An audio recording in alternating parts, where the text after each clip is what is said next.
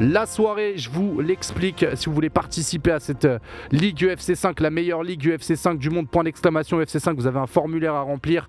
Et moi et mon équipe administrative, on se chargera de vous intégrer, de vous proposer votre premier contrat de combattant sans que vous ayez de blessures ou de trucs à faire ou quoi. Vous inquiétez pas, vous serez en sécurité. Et donc, on va avoir 16 combats. Ce qu'il faut savoir, c'est qu'on organise sur plusieurs vendredis cet événement. On a un classement, on a le droit à un seul combat par semaine et on peut monter dans ce classement jusqu'à obtenir cette ceinture de champion. Cette ceinture de champion, elle est détenue par l'Italien Tony Pacartas qui la remet en jeu face à Anil Glé. Elle a été détenue par Kagamix que vous voyez aussi sur la carte qui sera avant-dernier combat. Elle a été détenue par Vergara, l'Espagnol que vous voyez également un petit peu plus bas qui sera dans un duel 100% latino face au Péruvien Diego Tello. Donc on va voir Espagne ou Pérou qui aura le dessus. Il y a plein d'histoires à raconter sur tous les combats, des personnalités à découvrir, il y a des prédictions, il y a des trucs à gagner, enfin bref. C'est la meilleure soirée UFC 5 du monde les amis, il n'y a pas de comparaison possible. Vous regardez sur Twitch, tapez UFC 5, dites-moi qui fera autant. Voilà, j'en dis pas plus. Si vous êtes prêts, on va pouvoir commencer cette soirée, vous inquiétez pas, je vous agrémenterai de petits extraits exclusifs là, du film BSD pour vous saucer un petit peu et pour qu'on puisse se mater ça en fin de soirée les amis. On va déjà pouvoir planter le décor du premier combat de la soirée. Le premier combat de la soirée qui, déjà moi sur le papier, il m'excite. Il m'excite un petit peu, pourquoi ? Bah c'est simple, parce que j'ai un nouveau, et regardez la dégaine de ce nouveau à gauche de l'écran. Il s'appelle Sean McCorton, il a les cheveux bleus, il a un tatouage sur le torse et il est irlandais. C'est marrant, ça me rappelle Conor McGregor et ça me rappelle Sean O'Malley, qui sera sur la même carte que Benoît Saint-Denis d'ailleurs. Face à lui, Mathys Twins. Pourquoi Twins ? Tout simplement parce que Mathys et Mathias sont deux frères jumeaux belges qui font partie de notre ligue et que là ça va être le deuxième combat dans la ligue de Mathys Twins qui s'était incliné pour son premier combat. L'enjeu pour lui c'est simple, c'est de rééquilibrer son bilan, revenir vers l'équilibre, donc 1-1, potentiellement passer dans le positif parce que c'est ce qui est intéressant pour les combattants. Et l'enjeu pour Sean McCarton, tout simplement c'est de réussir ses débuts dans la plus grande organisation. Si t'es tatoué comme ça et avec des cheveux verts, t'es obligé d'assurer dans la cage. Donc messieurs, dames, le premier combat de la soirée est prêt. Messieurs, vous pouvez lancer ce combat. Je vous rappelle que ce sera en 3 rounds de 5 minutes. On est dans la catégorie des moins de 77 kilos. C'est la catégorie de notre français Kevin Jousset à l'UFC. C'est la catégorie du champion actuel de l'UFC Leon Edwards. C'est la catégorie d'autres combattants français, Cédric Doumbé, etc. Et je vous rappelle qu'il y a 3 manières de s'imposer dans un combat de MMA. Vous mettez votre adversaire KO par les frappes. Le combat se termine. Vous l'amenez au sol, vous l'étranglez. Il abandonne, c'est ce qu'on appelle une soumission. Et vous terminez le combat encore avant la limite. Et si vous n'arrivez pas à le terminer, c'est les juges qui décideront à la fin des rounds qui a gagné le plus de rounds. Donc je vous dirai à chaque fois qui est celui qui prend le round si un round se termine. Comme ça ce sera clair pour vous. Merci à tous d'être très nombreux. Merci pour les compliments sur la coupe de cheveux. Ça commence très très fort. Un balayage de Mathys Twins qui va emmener Sean McCorton au sol. On va voir si l'Irlandais est bon au sol parce qu'en général quand on connaît McGregor et O'Malley, c'est pas là où on les voit le plus souvent. Allez, il est en train d'améliorer sa position Mathys Twins. Et là il prend une position dominante. Il est en train de contrer les transitions de son adversaire. Il lui pousse la tête et il va attaquer sur une soumission justement. Un étranglement là en triangle avec la jambe qui va lui servir à étouffer son adversaire. Regardez bien, en haut à gauche de l'écran, vous avez les jauges. Ça représente un peu la santé, l'endurance, la puissance des combattants. Il faut toujours la gérer. C'est de la gestion, c'est pas que de la bagarre. Il y a de la stratégie. Attention, il attaque sur la clé de bras. Et attention, il va peut-être faire taper. Et McCorton qui a tapé. C'est terminé. Le premier combat de la soirée n'aura duré que 17 secondes. Une soumission éclair pour Mathys Twins. Et Sean McCorton qui confirme que les Irlandais sont claqués au sol. C'est compliqué. Oh là là là là. Oh là là là là là là là là. Oh non. Oh non, Sean McCorton, non. Travaille-moi cette défense de lutte. Travaille-moi cette défense. La hype qui n'aura jamais existé pour Sean McCorton. Il n'aura pas du tout les mêmes débuts que Sean O'Malley. Et il va s'incliner pour ce premier combat de la soirée. On va attendre quand même la décision d'Herb Dean, la décision officielle, c'est important. Parce qu'à tout moment, il disqualifie quelqu'un. On ne sait jamais si vous avez suivi le One avec nous un petit peu plus tôt aujourd'hui. C'était la grosse nouvelle et la victoire pour Mathys Twins qui revient à l'équilibre, qui revient une victoire pour une défaite. À gauche, Koussaï Bucket. À droite, Moha HB les amis, un duel entre la France et la Tunisie pour leur début dans l'organisation. À gauche de l'écran avec sa tenue de Père Noël, Koussaï Bucket. À droite, Moha, tenue du Pride. Et c'est parti, l'enjeu pour les deux combattants c'est la même chose, c'est réussir les débuts. Vous l'aurez compris. Et je vais demander aussi à Bucket si entre les rounds, il est en capacité de nous désactiver le son des commentateurs qui est dégueulasse.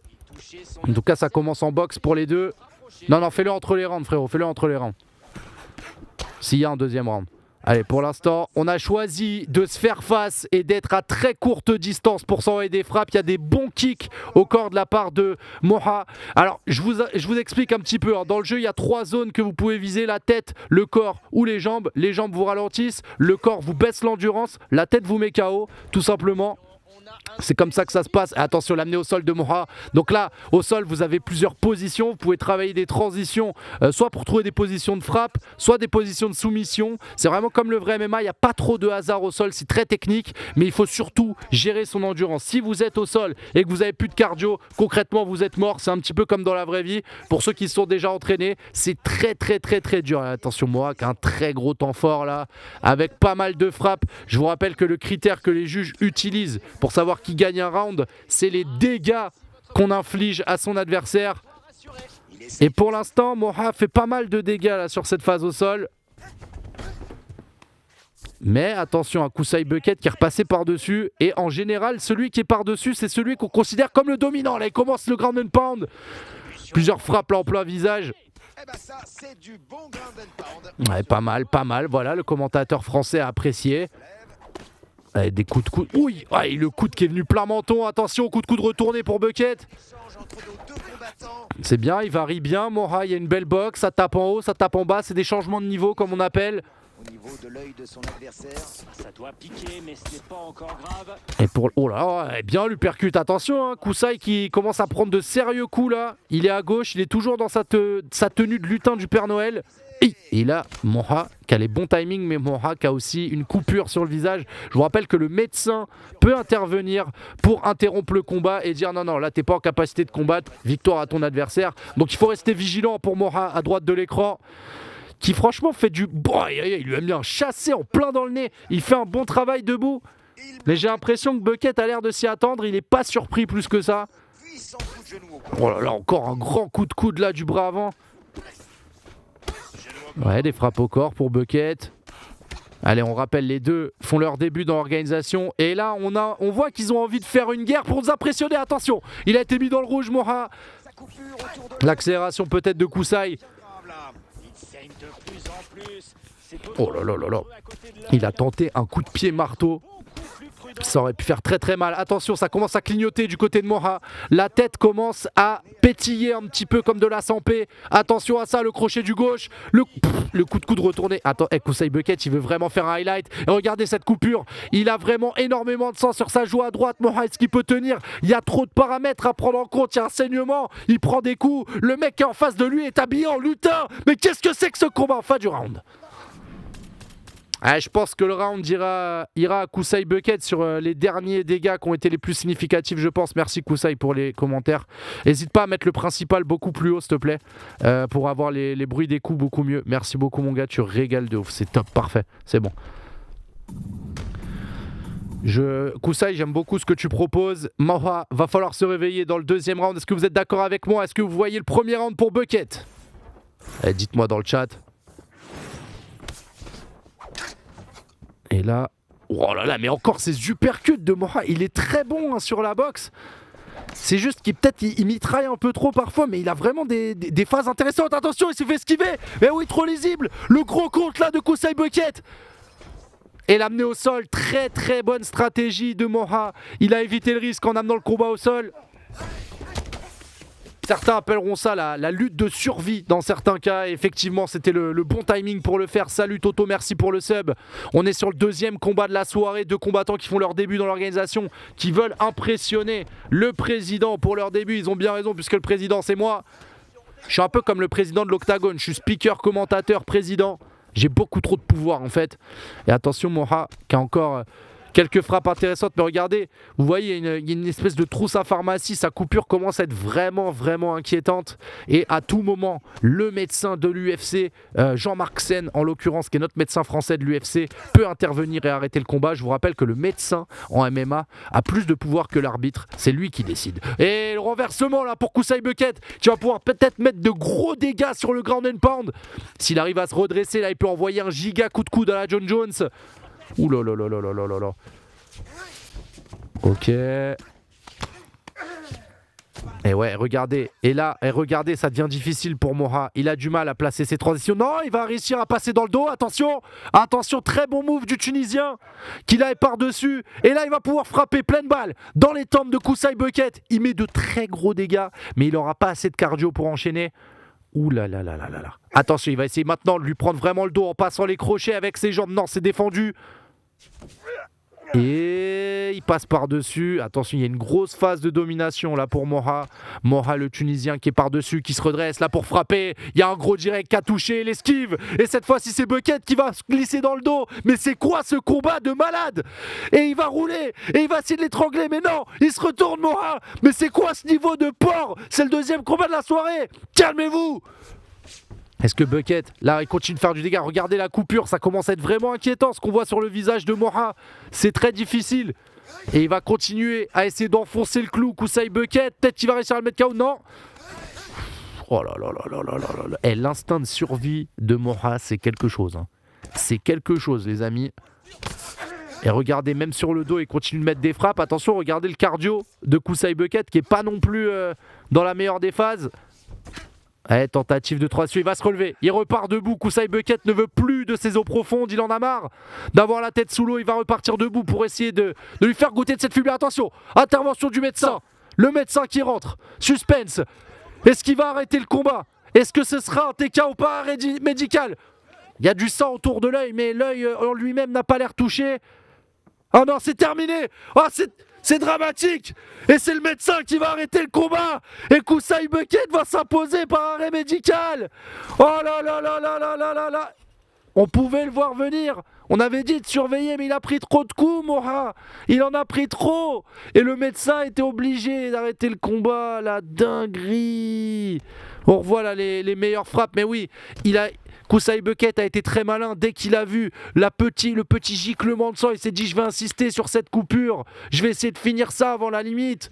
Et franchement, c'était une bonne stratégie de sa part. On peut mettre des GG dans le chat, s'il vous plaît, pour les deux combattants. C'était leur début dans l'organisation. Ils avaient la pression. Ils voulaient réussir. Mais il n'y en a qu'un qui s'impose. Kusai Bucket, qui va gagner son premier combat dans la plus grande ligue UFC 5 au monde sur arrêt médical.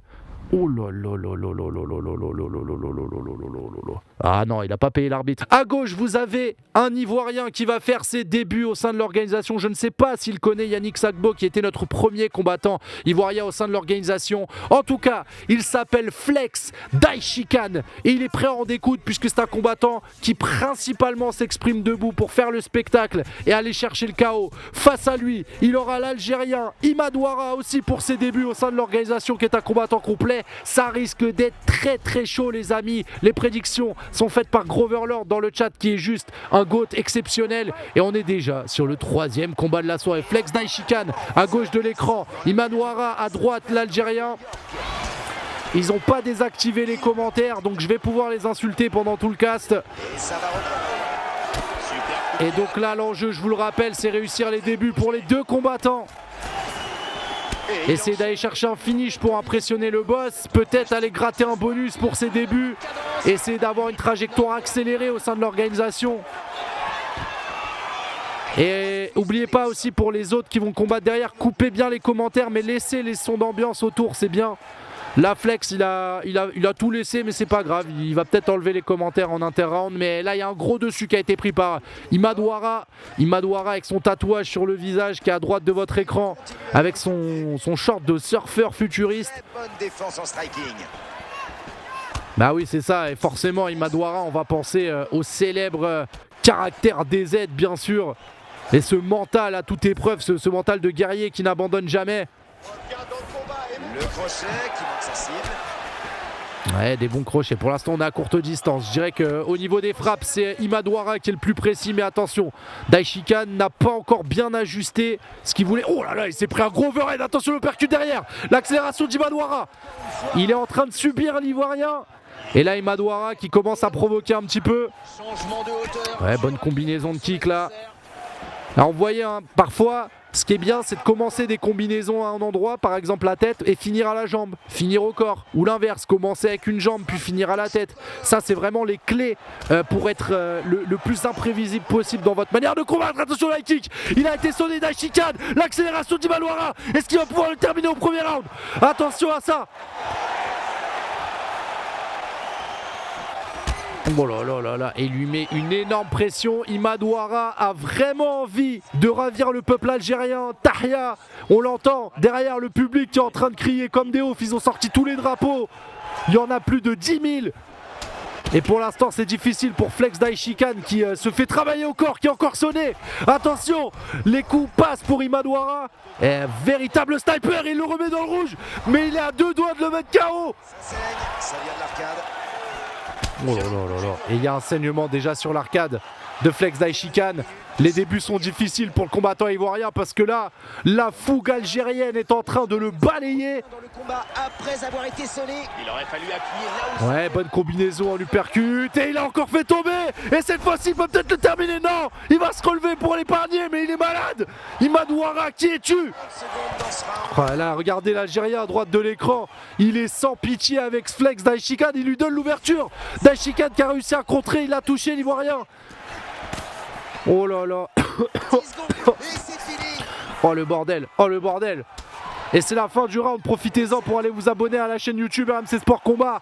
Le premier round qui devrait très logiquement tomber dans la poche d'Imad Ouara, il va falloir se réveiller. Flex, enlève les sons des commentateurs s'il te plaît, si t'as le temps, fais start. Il aura pas le temps, ah si il aura le temps, t'auras le temps, t'auras vite, fais en balle, fais en balle, fais en balle. Attaque pas Imad, attaque pas Imad. Bon, t'auras pas le temps, laisse, t'inquiète, t'inquiète. C'est bon, vous pouvez y aller, battez-vous, battez-vous, battez-vous. Battez-vous. Et attention, Imad Ouara, il a fait un énorme premier round qu'il a remporté haut la main avec des knockdowns, avec des mises dans le rouge et il continue. Encore un uppercut, un middle kick qui va couper le souffle là de Flex Daichi-Kan. Imad Ouara peut-il terminer le combat? Il a l'air très très près, il y a du dégât au corps, il y a du dégât à la tête. Il l'a démoli pour l'instant et il continue d'accélérer l'Algérien. Oh là là. Ah, il a envie de se venger là pour tout ce qui s'est passé lors de la CAN. Il est vénère. Et regarde la défense de lutte de malade. Il a l'air intouchable ce Imad Ouara. Et attention à sa high kick. Regardez cette jambe arrière là comme elle vient claquer. Waouh, les crochets, pas mal ça. Bon kick au corps, il continue d'insister puisqu'il défend pas du tout le corps. Flex Daichi-Kan, il se retrouve une nouvelle fois au tapis. Et là, il est en train de le provoquer, mais relève-toi. Qu'est-ce que tu fais? Tu tiens pas? C'est terminé. Quel KO exceptionnel sur un high kick. Imad Ouara, l'Algérien, réussit ses débuts au sein de l'organisation. Et il va chercher un premier finish. Incroyable, un style complètement fou, ultra agressif, ultra rapide, ultra généreux. Waouh! À gauche de l'écran, vous avez le premier combattant cambodgien de cette organisation. Il s'appelle Bakary Bakalaï. C'est ses débuts au sein de la Ligue UFC 5 d'RMC Sport, l'UFC Night numéro 6 pour le Cambodgien qui va devoir représenter son pays. Attention, beaucoup de responsabilités sur ses épaules. Représenter tout un pays pour ses débuts au sein de l'organisation, c'est très dur. Face à lui, et il sera à droite de l'écran, vous le voyez, Zakaria Semlahi, qui est le deuxième espagnol de cette organisation, et vous savez que le premier espagnol c'était l'ancien champion, donc lui aussi il a une grosse responsabilité sur le dos. Il doit redorer un petit peu le blason du MMA espagnol au sein de l'organisation, c'est aussi ses débuts pour lui. Les amis, vous pouvez lancer ce combat, c'est le 4e combat de la soirée, ça va être très très chaud, et je vous indique par pure information que Bakary Bakalaï est un nom très connu du top 100 mondial de UFC 5, j'en dis pas plus.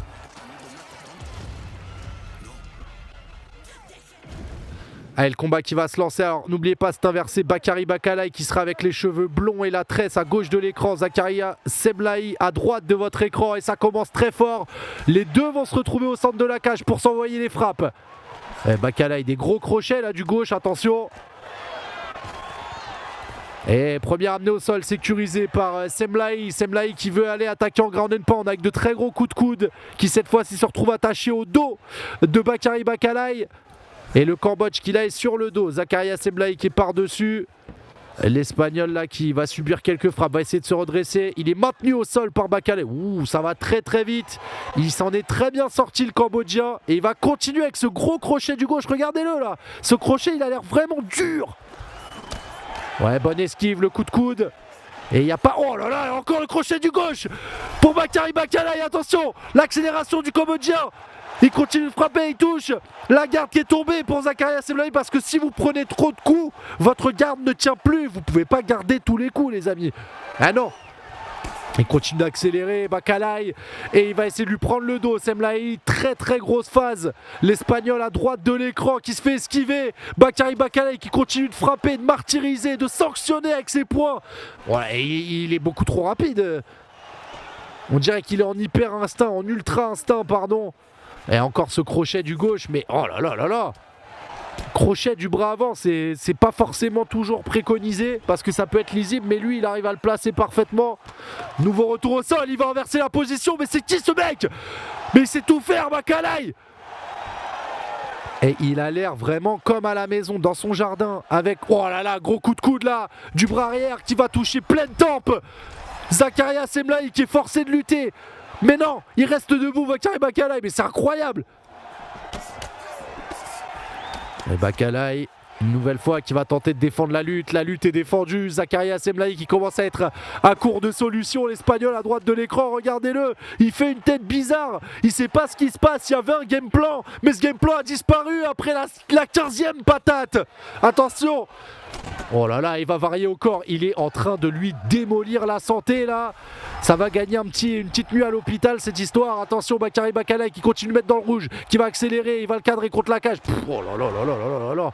C'est très très haut niveau là. Bakary Bakalaï, il est en train de réciter sa leçon de CE2 devant Zakaria Semlaï. Il la connaît par cœur cette partition. Il y a de la frappe, il y a du crochet, il y a des coups au corps, il y a des kicks, il y a de l'esquive. Et regardez ce crochet du bras arrière qui va sonner et mettre au sol. Zakaria Semlaï, l'arbitre qui va intervenir. C'est terminé.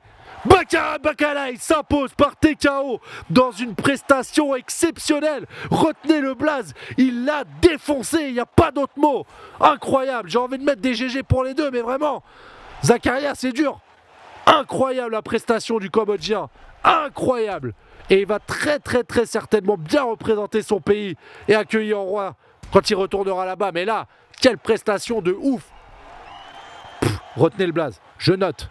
Bakary Bakalaï candidat. Il est candidat au chaos. La voix en PLS. Oh là là là là. Ah ouais, il est vraiment... il est venu avec des intentions d'une cruauté sans nom. Ça m'a rappelé tous les méchants des Walt Disney que j'ai détestés dans mon enfance. C'est incroyable. Oh là là là là, Bakalaï. Mettez des GG pour les deux. GG à Zakaria aussi. Donc, on va avoir cette fois-ci un très très gros combat parce que ces deux mecs-là, c'est du calibre mondial. Ils sont très très forts. Ils font leur début dans l'organisation, mais je les ai suivis à travers le monde. Je sais qu'ils sont très très bons les deux. Il n'y a aucun doute là-dessus. Alors c'est inversé encore une fois à gauche de l'écran. Vous aurez Badis Ackerman et à droite vous aurez Totorina. Les deux sont ultra complets, sont ultra forts et les deux sont là pour réussir leur début au sein de l'organisation. Il y a forcément un mec très fort qui va se retrouver avec une défaite ce soir. Juste, est-ce que Toto tu peux envoyer un partage? Juste vérifier s'il est mieux que celui de Badis. Parce que j'avoue celui de Badis là il est un peu critique.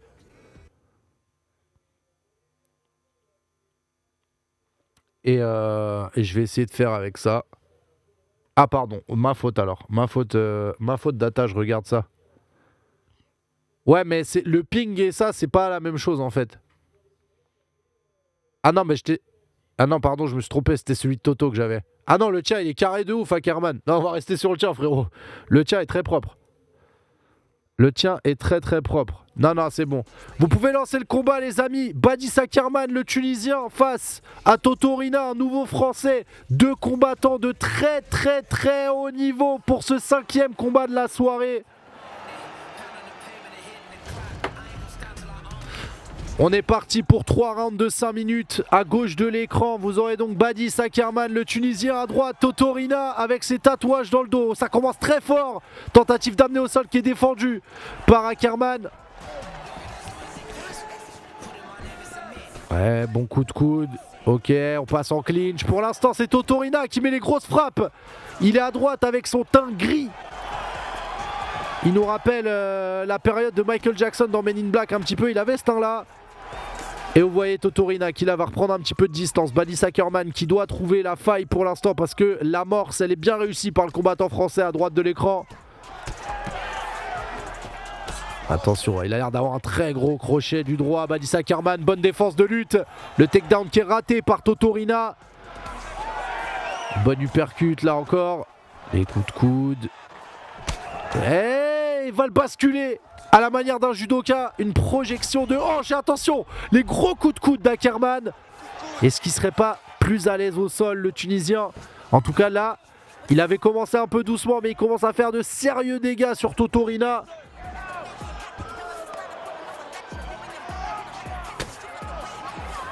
Et ça va se relever. Il a réussi à s'en sortir Totorina. Il nous reste pas mal de temps dans ce premier round encore. Je vous rappelle que vous pouvez mettre KO votre adversaire. Je vous rappelle que vous pouvez le soumettre. Ou alors vous pouvez remettre votre destin entre les mains des juges.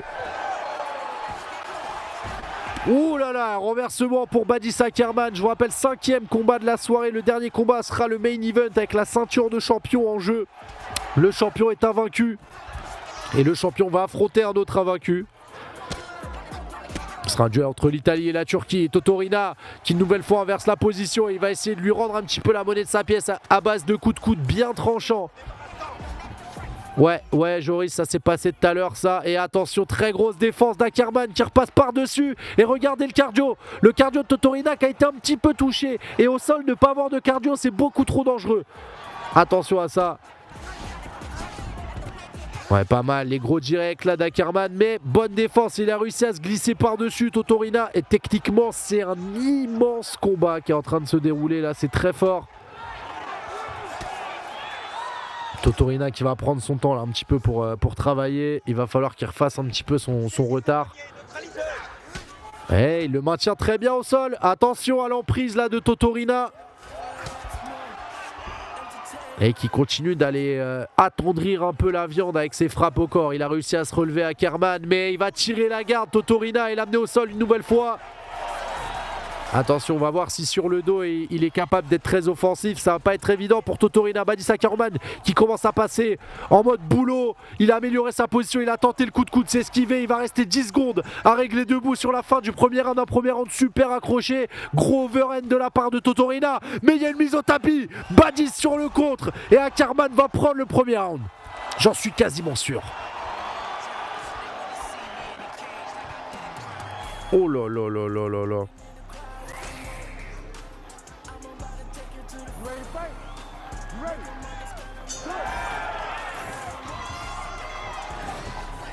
Ah, on voit le deuxième round. Pour moi, le premier, il a été pris par celui qui est à gauche avec sa barbe et ses cheveux blancs. Badis Akerman, le Tunisien.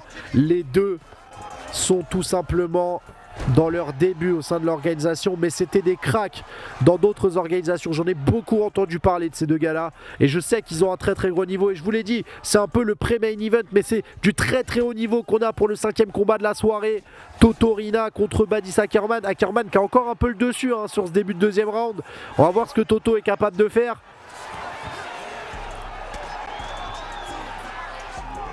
Ah, des bonnes frappes encore pour Akerman. Ouais, des frappes, regardez là, il capitalise, il fait quelques dégâts, il améliore aussi son grappling. Vous regardez en haut de l'écran là, tout en haut, vous avez une jauge qui va devenir soit rouge soit bleue. Bah si elle est de votre côté, vous aurez un avantage en grappling, c'est à dire que vous aurez plus de facilité à amener au sol, à faire des transitions, à faire des choses comme ça. C'est assez particulier, mais soyez attentifs, vous allez voir que parfois on cherche en fait à avoir une grosse jauge pour pouvoir faire des mouvements spécifiques. Gros coup de coude là pour Badis Akerman qui commence à sonner une nouvelle fois Totorina dans ce deuxième round. Attention, Totorina qui prend des risques en tentant les esquives.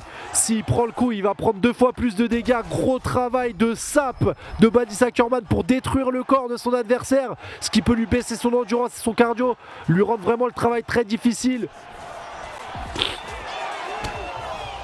Et tentative de takedown défendu, non. Et il a voulu tirer la garde, mais il a dit non, non, tu vas y aller sans moi au sol. Très bonne défense de Totorina là, sur cette séquence. Et tentative de takedown qui partait d'un petit peu trop loin là pour Badis. Mais le gros contre là, juste après le retrait du buste avec un coup de bras arrière pleine tempe. Attention, il est passé complètement à côté. Attention à Ackerman qui a été sonné et qui va se retrouver au tapis. Le up kick. Ouh là là. Ouais, c'est dur là. Là, il y a un fight de ouf.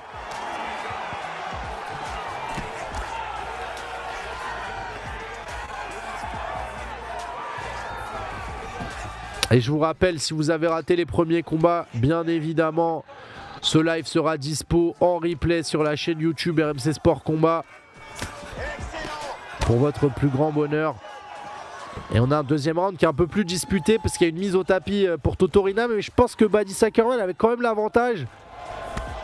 Ouais, le niveau des deux est colossal, je suis d'accord, hein, et dans le chat, vous pouvez déjà mettre des flammes. Oh là là, avec quelle prestation! Ackerman avec l'overhand, puis le crochet, il est au sol, Totorina. Est-ce qu'il est en capacité de le finir? Non, il va le laisser au sol, il va essayer de le finir debout, aller chercher le KO.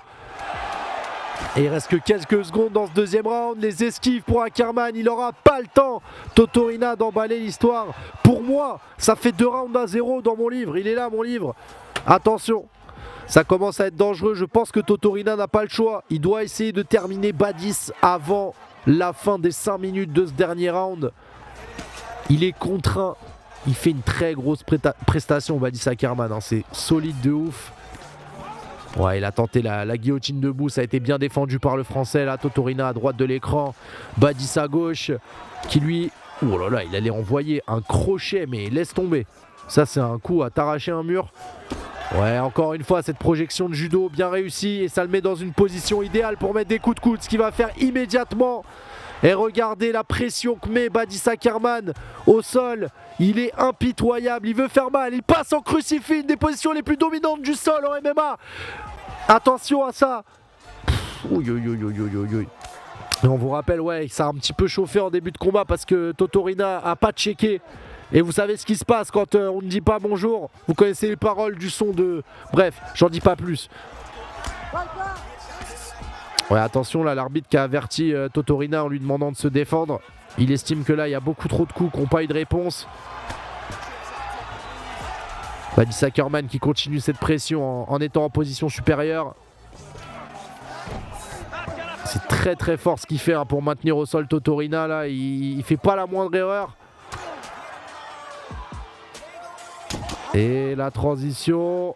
Et il va rester. Et franchement, il a un contrôle, Badis Ackerman, c'est incroyable. Il a des ventouses à la place des mains. Une fois qu'il pose la main sur toi pour te décoller, ça va être compliqué. Les gros coups de coude enchaînés là, en contrôle latéral.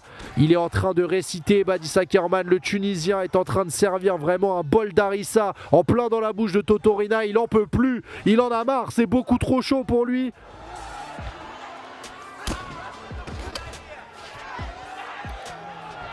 Et attention, la tentative de soumission sur une Kimura, une clé d'épaule. Attention, le cardio de Toto qui n'est plus en place. Est-ce qu'il peut aller verrouiller sur la clé d'épaule? Ouais, il a réussi à s'en sortir, Totorina. Et tentative d'étranglement cette fois-ci. Et on est sur... Ouh là là, la transition de taré. Il passe quasiment... Et il passe en ceinture arrière. Moi j'appelle ça ceinture de sécurité. Non, l'étranglement qui passera pas. Retournement de Totorina. Mais c'est quoi cette minute de fou? Est-ce qu'il n'aura pas pris trop de risques, Badis Ackerman? Attention, il est sur le dos maintenant. Et il va prendre les ground and pound de Totorina. Oh là là là là là là. Qu'est-ce que c'est que ce combat? Le niveau... L'Americana. Wow, il a touché. Et il est sonné. La transition vers la clé de bras. Attention, la clé de bras en extension. S'il arrive à tirer ce bras, il peut lui faire très très mal, voire lui péter le bras. Badis Ackerman qui va déclencher. Regardez le bras qui se tord et qui se tord. Et c'est terminé. La victoire par soumission d'un nouveau nom à retenir. Il vient de Tunisie. Badis Ackerman par soumission. Au 3e et dernier round, à même pas 1 minute de la fin. Ouah, des GG s'il vous plaît pour les deux combattants qui là nous ont fait un show de malade. Totorina mérite également vos GG. C'était un magnifique combat messieurs. C'est un potentiel fight of the night. J'en dis pas plus. Il y a peut-être 2 bonus qui vont partir.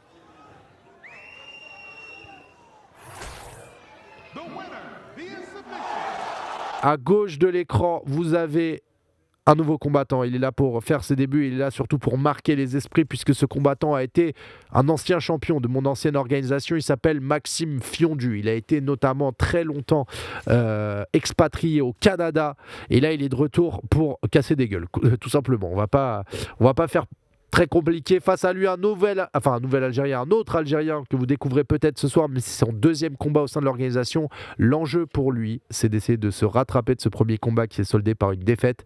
Il s'appelle DJ Leda. Il est DJ dans la vraie vie, sous le nom de DJ Leda. Vous pouvez aller le suivre et lui donner un petit peu de force sur les réseaux. Ça lui fera toujours plaisir. Il doit se rattraper de cette défaite. C'est un bon combattant debout. On va avoir un duel de 2 spécialistes du combat debout. Donc ça peut être très spectaculaire. Mettez vos points de chaîne sur les prédits. Et messieurs, vous pouvez lancer ce combat. 7e combat de la soirée, pas des moindres. Maxime Fiondu face à DJ Leda. Ça sent déjà le feu d'artifice, les amis.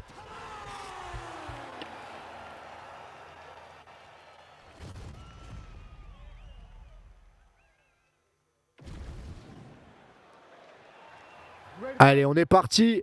3 rounds de 5 minutes. Fiondu le français à gauche de l'écran. DJ Leda à droite. Et ça commence déjà avec un énorme front kick au corps qui va faire vaciller DJ Leda. Maxime Fiondu qui avec sa cagoule de braqueur a décidément envie de montrer que c'est un homme dangereux en dehors et dans la cage. Ouais, les belles esquives là. Attention à DJ Leda parce que là il a vraiment un fort adversaire qui avec ses front kicks vraiment arrive à le renverser à chaque fois. Ouais. Waouh, et derrière il a failli le sanctionner avec un énorme head kick, attention. Le kick en pleine tête qui aurait pu être dévastateur pour Maxime Fiondu. Tentative de takedown pour DJ Leda qui est complètement bloqué, l'Algérien qui pour l'instant ne trouve pas la solution, pas du tout. Et Maxime Fiondu lui qui est en train de se régler et reprend ses repères dans la cage. Il est en train de réciter ses combinaisons à la manière d'un Ilia Topuria, le nouveau champion des moins de 66 kg à l'UFC. Ça commence très fort. Et toujours ce chassé là au corps qui a l'air vraiment très pénible. Gros crochet là du bras gauche. Ouais, ancien champion effectivement Tony Effet. L'organisation des cours circuités. Là on a fait nos premières armes avant de passer un cap. DJ Leda ouais, qui a trouvé quelque chose peut-être avec ses coups de genou, mais c'est vite bloqué par Maxime Fiondu. Maxime Fiondu qui continue d'éviter avec des frappes très lourdes à très courte distance. Mais ça y est, Leda commence un petit peu à s'ajuster, à trouver des ouvertures. Mais une fois que c'est trouvé, c'est sanctionné. Il n'a pas le temps d'agir tellement Maxime Fiondu est impitoyable pour l'instant. Ouh là là là là, ce bonnet et cette espèce de peinture au visage, vraiment, on dirait une espèce de pièce de théâtre japonaise, époque kabuki, ça me fait peur de ouf. Ou alors on dirait les masques que mettaient les enfants dans les Ninja Kids.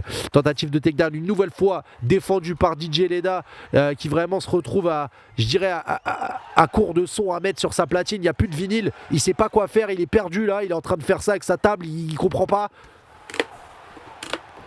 Oh là là là là, belle combinaison qui va se terminer par un kick au corps. La belle esquive de Leda, ça passe peut-être par là. Ouais, ou Venom de Wish, je sais pas. Ah, la garde de Fiondu qui est imperméable pour l'instant. Il n'y a rien qui passe, même ses coups de pied un peu imprévisibles façon capoeira pour DJ Leda. L'Algérien est vraiment en train de douter face au retour du petit prodige français.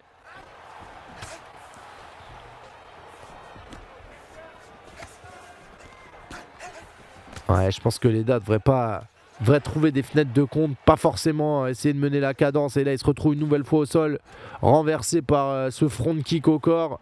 Et on arrive sur les dernières secondes du premier round. Un round nettement dominé par Maxime Fiondu, le français à gauche de l'écran. Il y a un écart technique entre les deux, très clairement. Et attention, le crochet du gauche qui a fait mal et il commence à avoir la tête qui vibre. Et heureusement, le gong du premier round. qui va retentir et qui va donner un petit peu de répit à DJ Leda qu'on voit là écouter scrupuleusement les consignes de son coach à l'inter-round. Maxime Fiondu pour l'instant il déroule, mais il va falloir trouver quelque chose parce que sinon ça va s'annoncer très très très compliqué pour le combattant algérien. On connaît la fierté algérienne bien sûr et ce cœur sans faille brûlant à chaque fois, prêt à combattre à chaque instant, mais pour l'instant c'est difficile. Pour l'instant c'est difficile.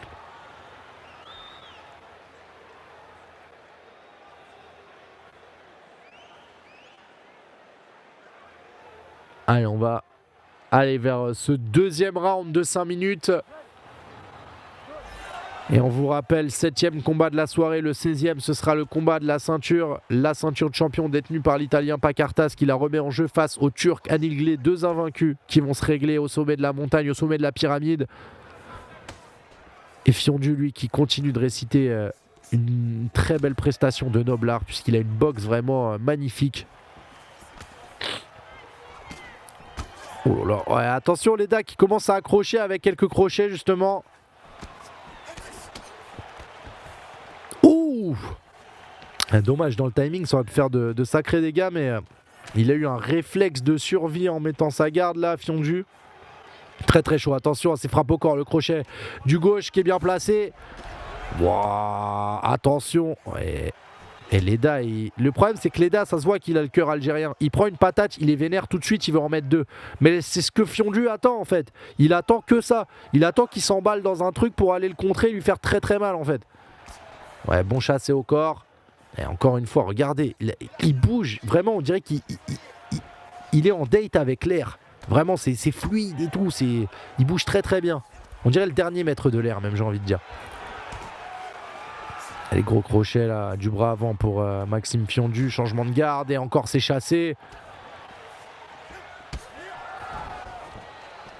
Les frappes au corps, on va remonter à la tête, c'est une bonne stratégie de la part de Fiondu et cette fois-ci c'est l'inverse, commencer à la tête pour terminer au corps, c'est de toute façon les meilleures techniques à utiliser pour rendre fou votre adversaire. Il ne sait plus quoi faire, est-ce que c'est en haut, en bas? Attention, il y a une saisie de jambe pour Leda, il a réussi à s'en dégager, Maxime Fiondu, oh là là, et derrière, il est impitoyable. Oh, gros high kick là, jambe arrière 2 fois. Est-ce qu'il bouge comme moi? Ouais, c'est un peu ce qu'il doit se dire, ouais. Ouah, attention, DJ Leda une nouvelle fois qui a été sonné. Et cette fois-ci on remonte de niveau pour Maxime Fiondu, c'est au sol et c'est KO. Oh là là là là, il a réussi à l'éteindre alors qu'il était en train de chuter. Le timing de Maxime Fiondu impitoyable qui va faire tomber DJ Leda et l'envoyer au dodo. DJ Leda malheureusement sa 2e défaite au sein de l'organisation. Mais Maxime Fiondu confirme qu'il va faire partie des cracks de cette ligue. Énorme KO sur DJ Leda s'il vous plaît, des GG pour les 2 combattants. Hippo 2H à gauche de l'écran, le français qui est en 1 victoire, 0 défaite, 1 match nul. Il avait commencé au sein de l'organisation par un match nul dans un combat exceptionnel. Il a réussi à glaner sa première victoire et il va affronter un adversaire en short notice qui a décidé de tenter de relever le défi. C'est Thomas Ice qui s'était incliné pour son premier combat au sein de l'organisation. C'était lors de la première soirée de l'existence de cette ligue UFC 5. Vous avez compris l'enjeu pour Thomas Ice, c'est de remonter un petit peu dans la hiérarchie et surtout de montrer que voilà ce qu'il avait fait lors du premier événement. Il s'est bien entraîné depuis et il est revenu beaucoup plus fort. Pour Hippo 2H, c'est de continuer sur sa lancée, à savoir qu'il a obtenu sa première victoire, essayer d'en chercher 2 de suite. Tu peux redire ce que tu avais dit sur les 3 niveaux? On peut taper la tête, le corps, les jambes. La tête vous met KO, le corps vous réduit le cardio et l'endurance, les jambes vous réduit la mobilité forcément. Ça va être très très chaud les amis, vous pouvez lancer ce combat, 8e combat de la soirée, on est à mi-soirée et ça va ne faire que monter en puissance jusqu'au combat du champion Tony Pakartas qui met sa ceinture en jeu, je vous le rappelle, face au terrifiant Anil Glé. Anil, le combattant turc. Non, Papy Gaming ne combat pas ce soir. Et Hippo à gauche de l'écran avec sa coupe à la Jacouille la fripouille. Oh là là, et ses combinaisons complètement folles face à Thomas Ice à droite de votre écran avec son short fluo. Oh, attention, tout de suite il se fait sonner là, Thomas Ice, Hippo 2H qui trouve des failles très très tôt avec des coups très puissants. Ouais, il y a eu quelques échanges de coudes. Et Thomas Ice qui doit, voilà, un petit peu retrouver ses esprits et comprendre un petit peu comment s'articule cet Hippo de Zach face à lui. On est encore sur un duel franco-français entre les deux. Hippo à gauche. Wow, attention à la tentative de coup de sauter là, un peu dangereuse. Ouais, Hippo de Zach, ça boxe bien, ça combine bien. La belle esquive là. Ça lui a frôlé le nez. Et encore un bon middle kick au corps là qui va... Vous voyez, hein, ça a des impacts sur le cardio de Thomas Heis, ses frappes au corps, notamment avec les coups de pied. Et les bonnes combinaisons de... Oh là là, attention là, le coup de pied toupie. Ouais, non, Hippo de Zach qui va... Il va beaucoup trop vite là pour l'instant. Ils sont pas sur la même instru. Lui il est sur un délire à la Eminem Busta Rhymes pendant que l'autre il est sur du reggae. Mais attention, la réponse de Thomas Heis. J'allais l'appeler Tommy. On va l'appeler Tommy Heis même, c'est encore plus stylé. Ouah, Thomas Heis encore, les contres avec l'uppercut. Il est en train de lui mettre des gros avertissements en pleine tête là. Attention à la stratégie d'Hippo de Zach. Ouais, une coupe à la pimblette, une coupe au bol. Il n'y a pas de second round. Ouais, là, ça m'a l'air compliqué d'aller au second round. Polo Custody, je te mens pas. Il reste 2 minutes, mais ils sont tellement généreux et tellement fous. C'est peut-être ça que va nous faire Benoît Saint-Denis face à Dustin Poirier. Ce sera peut-être une guerre dans ce délire-là, mais c'est incroyable. Les deux en ont rien à foutre du cardio. Oh là là là là, l'énorme kick là qui est passé, qui allait gifler là juste derrière l'oreille. Ouais, la belle combinaison de Thomas Heis, elle n'est pas passée. Attention, une phase de clinch. Salut avec balle Deepwater, force à lui. Ouais, et franchement Thomas Heis qui se faisait vraiment balader au début, il a mis 2-3 contres intéressants et à tout moment, moi, il me fait peur. Hein, parce que Hippo a pas calculé ses efforts, il peut se rendre vulnérable à un gros coup. Hein. Et on voit que les gros coups, c'est un peu ce que sait faire Thomas Heis. Il nous reste moins d'1 minute dans le premier round. Il n'est pas facile à scorer ce round. Je pense quand même que Hippo a mis plus de volume. Il a plus de frappes que son adversaire. Un peu plus de dégâts aussi, hein, si on voit les coupures. Mais regardez les coups puissants que va chercher Thomas Heis. Oh là là, par contre, les combinaisons avec les jambes de Hippo, c'est du miel. Hein. Moi, je mets ça dans mon lait tous les matins et dans mon café. Ça fait grave plaisir.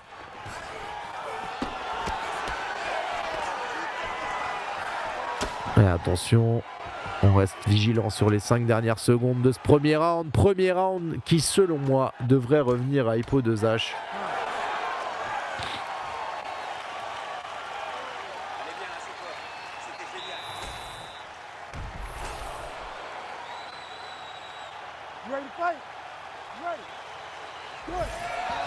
Alors, on est parti pour le deuxième round. Thomas Heis qui doit inverser un peu la vapeur, mais au contraire, là, il va se faire cueillir très tôt. Il est en train d'offrir quelque chose là, Hippo de Zach qui peut peut-être aller chercher le KO of the night. Attention.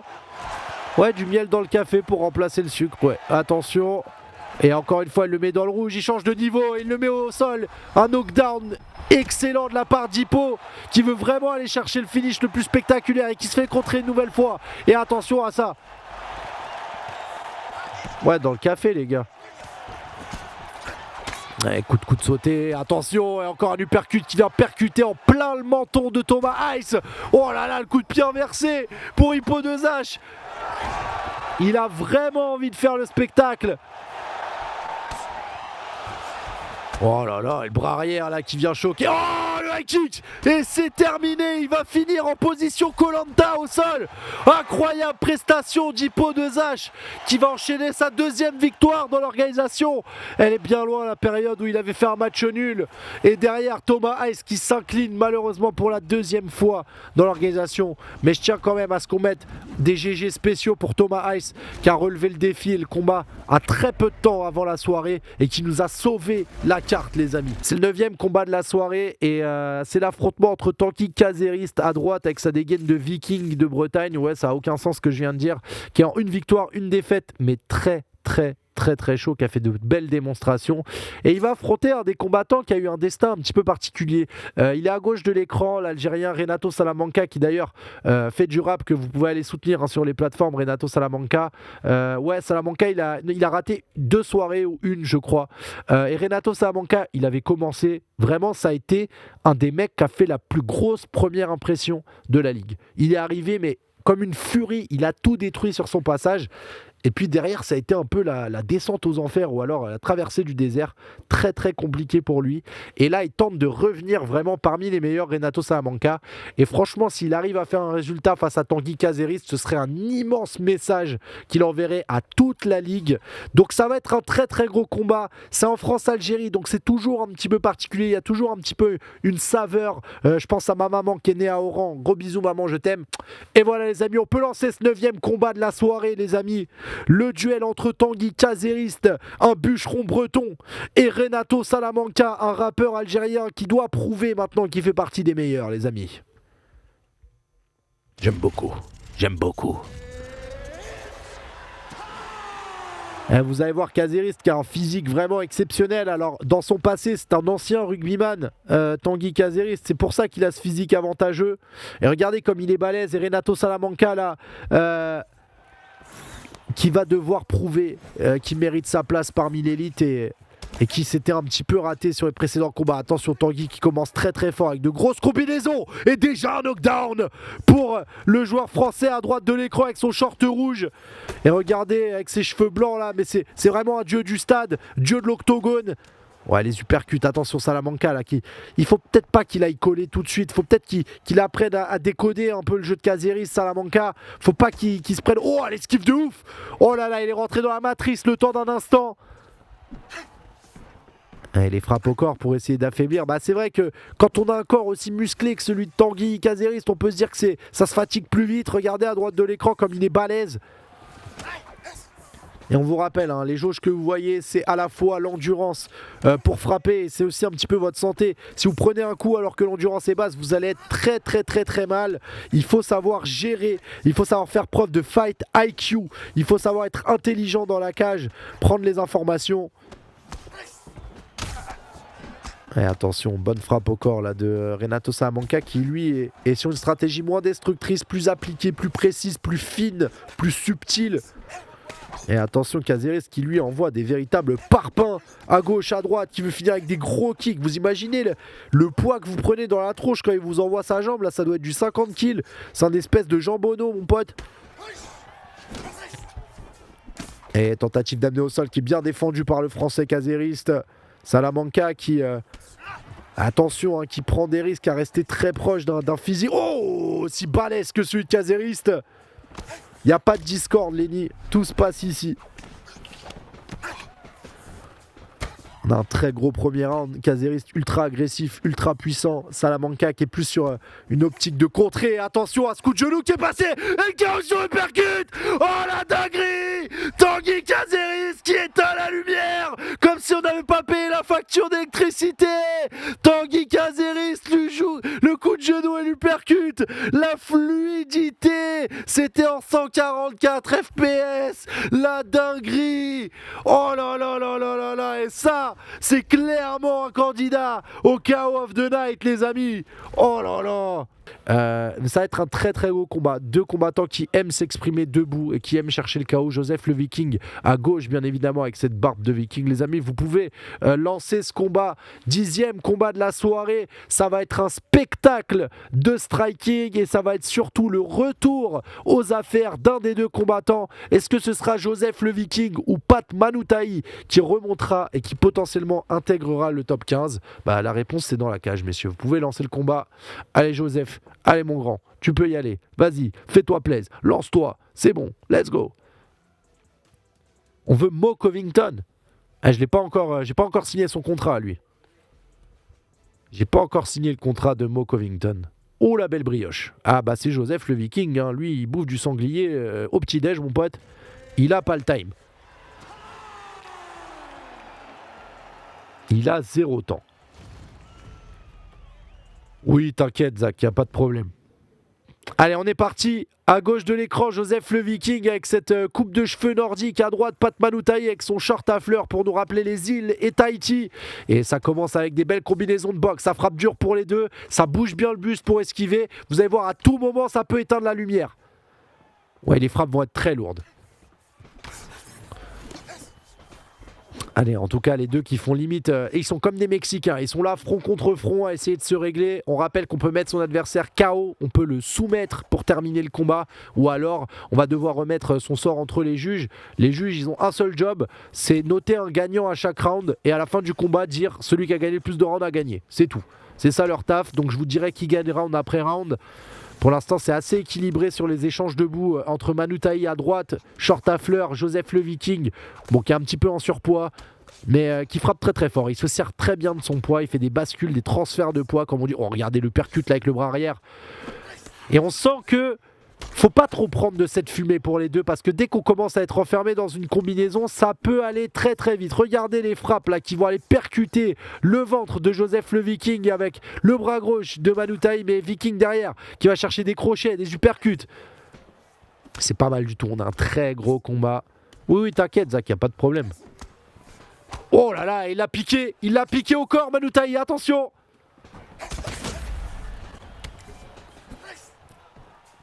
Et attention. Non, Manu Taï qui est pas mal dans les timings pour aller piquer au corps, mais attention, il prend beaucoup trop de coups dans la garde peut se briser si elle prend trop de coups sans respirer, on va dire.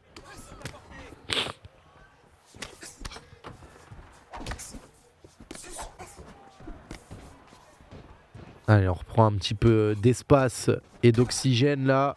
On va essayer de réobserver. Et vraiment, ce bras avant au corps de Manu Taï, il est en train de faire des diffs spectaculaires. Hein. Non, on n'a pas sur UFC 4, Lenny, désolé. Si, on peut faire des low kicks, c'est pas du tout leur stratégie là. Là, vraiment, ils ont envie de se castagner au visage et au bide, pas plus. C'est pas métal, les coups de pied, si, mais c'est dangereux. Ça dépend. Il faut bien les caler en fait, souvent en fin de combinaison.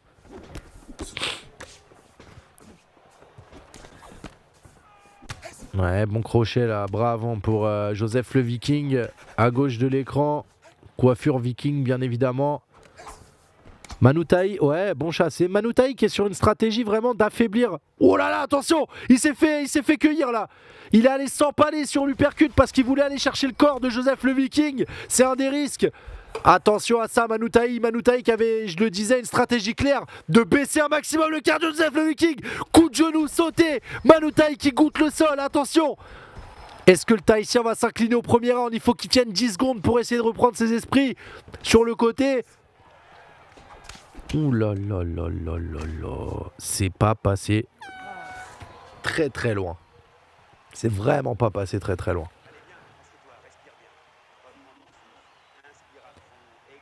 C'est pas passé loin du tout. C'est incroyable et c'est un gros combat.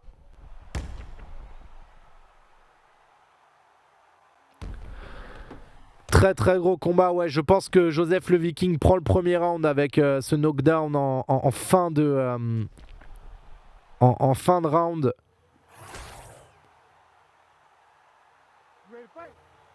Salut Kevin. Et allez, c'est reparti. On vous rappelle dans le chat, vous avez plein de messages qui vous parlent du film Benoît Saint-Denis. Allez suivre, allez vous abonner à la chaîne RMC Sport Combat sur YouTube. Et encore une fois mis dans le rouge. Et cette fois-ci encore, il s'écroule Manu Taï. Il lui reste encore un petit peu de souffle. Est-ce qu'il peut survivre à ces assauts du Viking qui a décidé de partir en conquête? Il est sur son dracard, il est prêt à sortir la hache et à couper des têtes. Celle d'un Tahitien. Attention. Oh là là là là, Joseph le Viking. Incroyable. Si, il y a des combats au sol, mais là on a deux strikers les gars. On a deux mecs qui cherchent le chaos, qui veulent faire le spectacle pour les spectateurs. Ouais, ils s'envoient des très grosses patates, les uppercuts de Manu Taï. Et c'est Joseph le Viking qui va le goûter au sol maintenant. Incroyable. Oh là là, mais quel combat de malade. Ils me régalent les deux. Je suis bien content de les avoir recrutés et de les sous-payer. Waouh. Oh là là, et encore l'uppercut pour le Viking. Mais cette fois-ci, c'est pas fait avoir par le coup de genou, Manu Taï. Il connaît cette musique. Attention, les frappes au corps. Ouais, là, et regardez, ils mettent un coup, pas plus, parce qu'ils savent qu'ils peuvent se faire contrer à tout moment. Ils veulent pas prendre trop de risques. Ils commencent à se rendre compte que les deux, potentiellement, peuvent terminer la soirée de l'autre. Ouais, elle est bon. Ouais, bonne combinaison encore, Manu Taï. Regardez, il travaille la garde là du Viking, la garde qui commence à être perméable.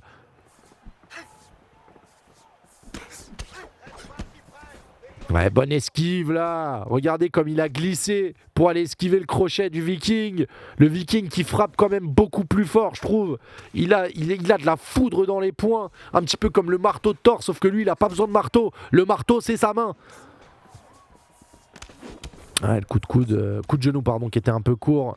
Manu Taï qui continue d'essayer d'impacter un peu le... Regardez l'endurance. Et cette fois-ci, c'est Manu Taï qui a moins d'endurance. Il se fait cueillir. Il a pas tourné du bon côté. Il allait s'empaler sur le crochet du bras arrière. Joseph le Viking qui essaie d'aller le terminer. Mais il continue à fuir. À esquiver un petit peu la fumée, là, Manu Taï. C'est chaud de ouf. C'est chaud de ouf. Oh là là là là là là! Oh, le coup de genou sauté! Et le finish exceptionnel! Joseph le Viking qui a réussi à vaincre son surpoids le temps d'un instant pour s'élever dans les airs et coucher son adversaire d'un coup de genou en plein menton! Mais quelle dinguerie! Oh là là là là! Mais vraiment, c'est un exemple! C'est un exemple! Incroyable! C'est lui qui a la pression parce qu'il doit continuer à être invaincu et face à lui il a Aaron Levray qui a vraiment pris que des combats difficiles, qui a une victoire pour une défaite et qui là va essayer de stopper un petit peu l'ascension d'Alexis Reis, qui va essayer de lui voler sa hype tout simplement, parce que c'est un peu ça l'enjeu des combats, c'est comme dans le vrai UFC. Est-ce que Aaron Levray peut stopper la hype Alexis Reis? La réponse dans un instant, messieurs. Vous pouvez lancer ce combat, 11e combat de la soirée, il va pas en rester beaucoup et je vous rappelle que le dernier combat ce sera le champion face à son challenger. Allez-y, vous pouvez y aller les gars. Ça va être très très chaud les amis. On a encore 2 combattants qui vont vouloir rester debout et qui vont vouloir aller chercher le KO, je peux vous le garantir. Ça va être très très très très chaud. Oui, on sait, Sentence, ouais. Écoute, c'est les aléas, on a dit, c'est un petit rétro fight. Ouais, tranquille Groff, t'inquiète. Allez, c'est parti, Reis à droite de l'écran avec son short violet, Aaron Levray chaud avec une barbe, Levray, oh là là, et regardez déjà un petit peu la souplesse, l'élasticité d'Alexis Reis, c'est très très chaud. Il l'avait dit lors d'une déclaration après son combat, moi je suis là pour faire le spectacle et puis ensuite aller chercher la ceinture. Mais attention, gros coup de coude là pour Aaron Levray. Oh là là, Alexis Reis qui n'a pas eu le temps de se mettre à l'aise et tout de suite Aaron qui lui a dit frérot, le passé c'est le passé, moi je suis pas comme ceux que t'as affrontés, hein. Je suis le vrai.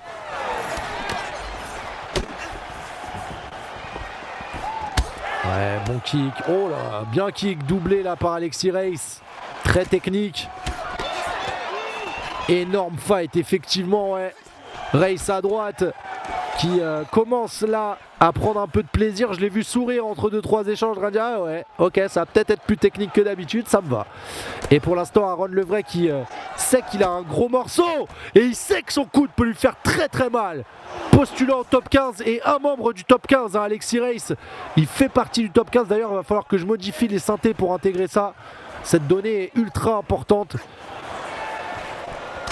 Et bon coup de genou sauté, mais qui est bien bloqué par Aaron Levray à gauche. Le français très très chaud. Alors là c'est un duel franco-français, il y a eu un bug d'affichage.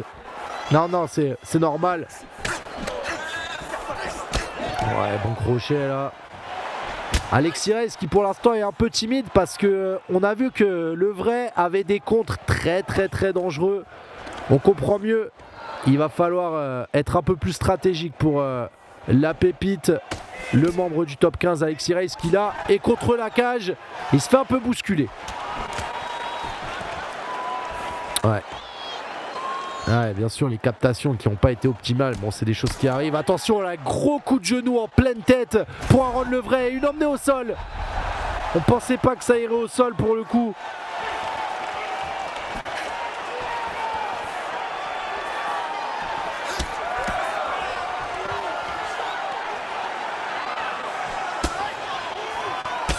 Ouais, pas mal ça. Et il y a un gros travail sur les coups de genoux, les coups de coude de la part d'Aaron Levray. Il a compris qu'il fallait qu'il soit tranchant parce que Alexis Reis ça va trop vite et ça part dans beaucoup trop d'angles différents. Et regardez le coup de pied au corps qui passe.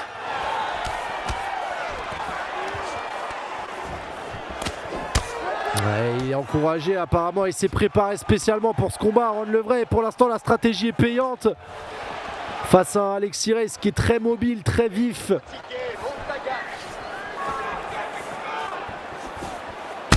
Oh, et encore une fois, Il se fait sonner avec ses coups de dévastateur.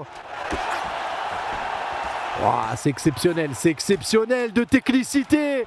Le coup de pied marteau là qui a touché un petit peu pour Alexis Reis et qui n'hésite pas à provoquer son adversaire alors qu'il n'est pas forcément devant.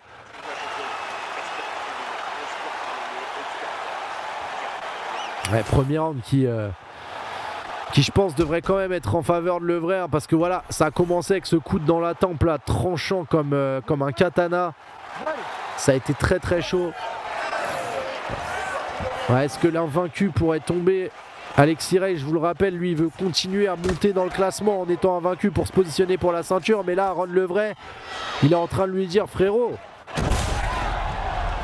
c'est pas comme ça que ça va se passer. Amené au sol cette fois-ci pour Alexis Reis, c'est la première fois qu'on le voit emmener un combat au sol.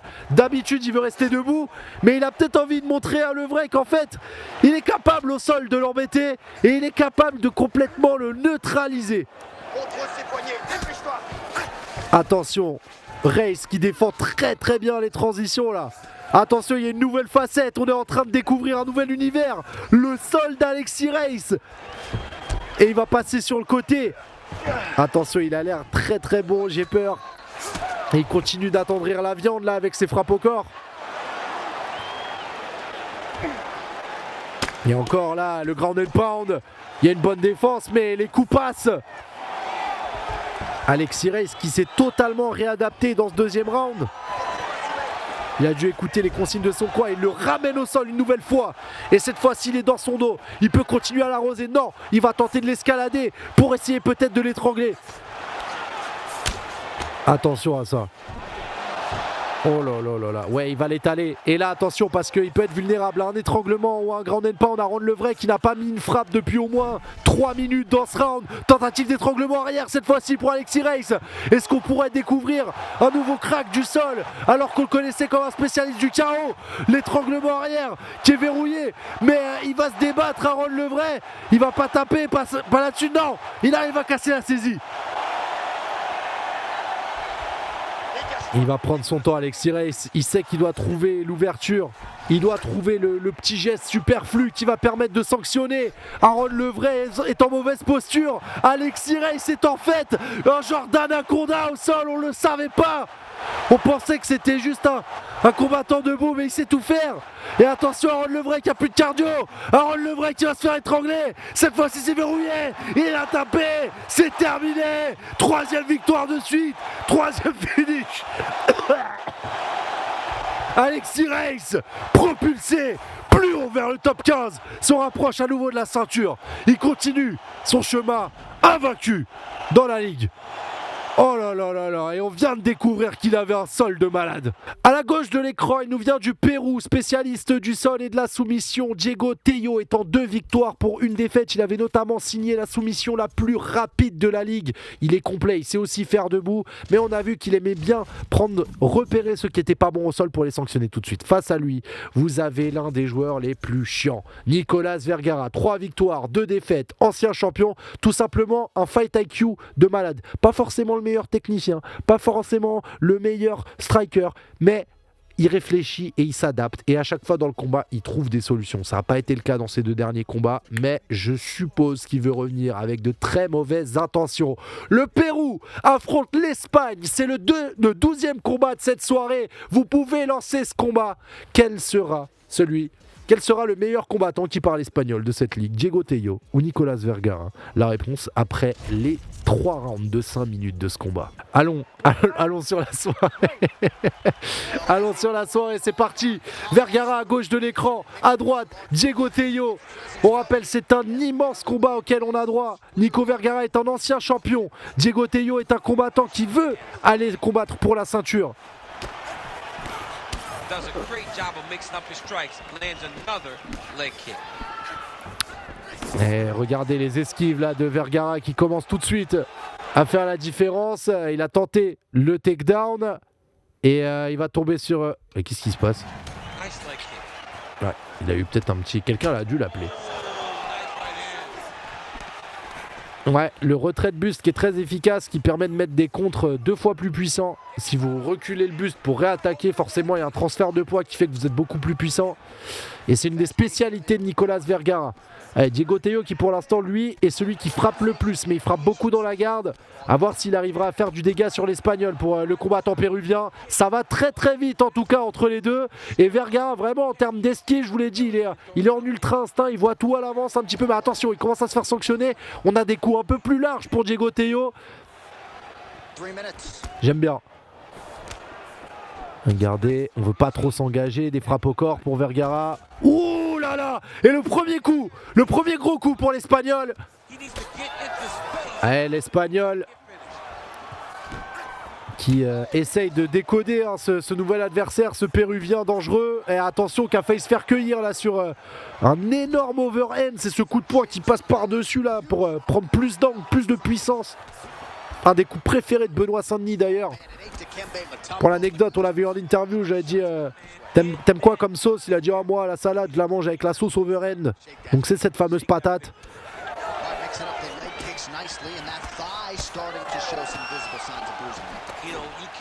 Attention, le crochet qui a été bien esquivé. La saisie de jambe qui est faite par Tello. Est-ce qu'il va réussir à amener Vergara au sol? Non, il veut lui prendre le dos. Waouh! L'énorme slam en souplesse arrière pour Diego Tello. Allez, passage au sol, le premier de ce combat. Est-ce que c'est malin d'emmener Vergara au sol? Parce que c'est là où il finit souvent ses adversaires. Allez, on repart debout. Diego Tello a été plutôt prudent là-dessus, il a eu raison. Les bons crochets là de Vergara en s'inclinant juste avant, un peu à la manière d'un Topuria. Regarde, il veut pas se lancer, il veut laisser son adversaire tenter en premier pour le sanctionner derrière. C'est ça l'intelligence de jeu de Vergara dans la cage. Et regardez, il va sanctionner le corps pour le forcer à bouger. Attention là, à pas trop bouger la tête, sinon on peut s'empaler.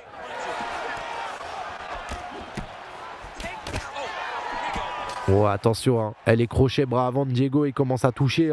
Il commence à toucher, ça devient dangereux. Ouais, et l'overhead, attention, Diego Tello qui commence à s'ajuster. Et ça devient intéressant ce qu'il propose. Je ne sais même pas qui a pris le premier round. J'ai envie de dire Vergara, mais je suis pas sûr.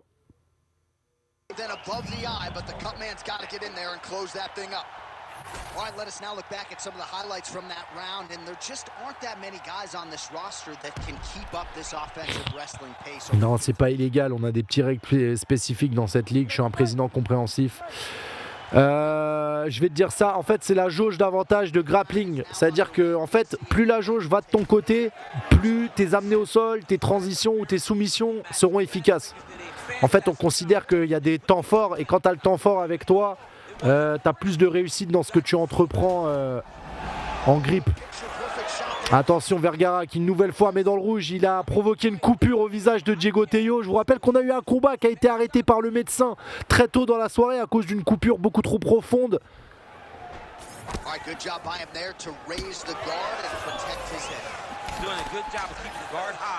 Et là on échange à courte distance, pas trop de combinaisons. Oh là là, il a réussi à ouvrir Vergara. Bonne opération pour Tello, mais il prend un crochet au passage. Et on a un super combat de boxe là entre les deux. Très peu de kicks, beaucoup de points. Une grosse précision et on voit que Diego Tello est vraiment en capacité de rivaliser avec ceux qui font partie du top, de la crème de la crème. C'est un bon signe pour le combattant péruvien. Mais est-ce qu'il peut infliger une nouvelle défaite à l'ancien champion et le mettre dans une spirale infernale? C'est super chaud, Diego Tello là qui fait un gros passage au sol. Attention, il laisse l'endurance, le retournement de Vergara qui prend la montée. Une position ultra dominante dans laquelle il peut frapper et soumettre. Incroyable. Pas mal. Ouais, encore une fois le grand endpoint de Vergara qui est très efficace. Et là, Diego Tello commence à se rendre compte que aller au sol avec l'Espagnol, c'était peut-être pas la meilleure des idées. Il est en maîtrise là.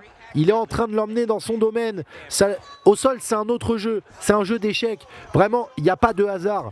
Tout est connu à l'avance. C'est juste une question d'anticipation et de lecture. Oh là là, et regardez sa position préférée. Ça s'appelle le side saddle. Combien d'adversaires il a fini avec cette posture dominante? C'est un peu sa marque de fabrique. Allez, Vergara, qui a repris le dessus dans ce round, qui a une position supérieure, qui bloque tout ce qu'entreprend Diego Tello et qui continue de le marteler de coups de coude. Inferno. Ça se dit Inferno?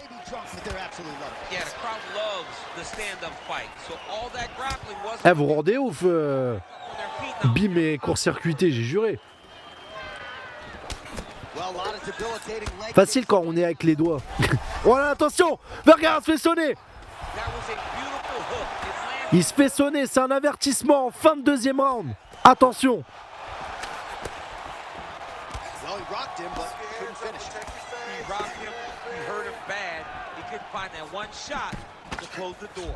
Et regardez, Vergara, il a pas aimé cet avertissement, il a bien relevé les mains pour se mettre en garde.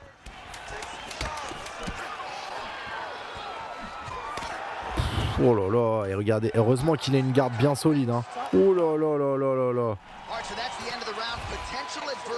Je pense qu'il a le deuxième round, hein, moi, Vergara. Ah, quoique. Ah, en tout cas, en regardant les stats, lui, il pense qu'il est mené 2 rounds à 0. Ah, il y a eu des gros coups, hein. Mais c'est vrai que Vergara s'est fait contrer durement. Mais je sais pas, le round 2, pour moi, il est à Vergara. Hein. Pour moi, c'est... Bah, je trouverais dur vraiment de le donner à Tello. Pour moi, Tello a le 1 par contre, peut-être. Ah, c'est compliqué. On va voir. Hein. Moi, je sais pas. Je demande à voir si ça va à la décision. C'est pas sûr que ce soit le cas. En plus, il reste quand même 5 minutes avant de régler ça. Toujours chez moins de 77 kilos, bien sûr. C'est la catégorie de poids unique de cette ligue.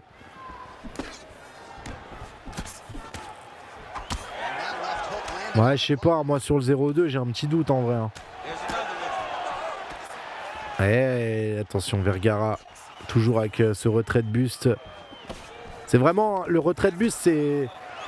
Oh là là! Waouh! Il vient de se faire déménager! Attention, le grand netport de Diego Tello!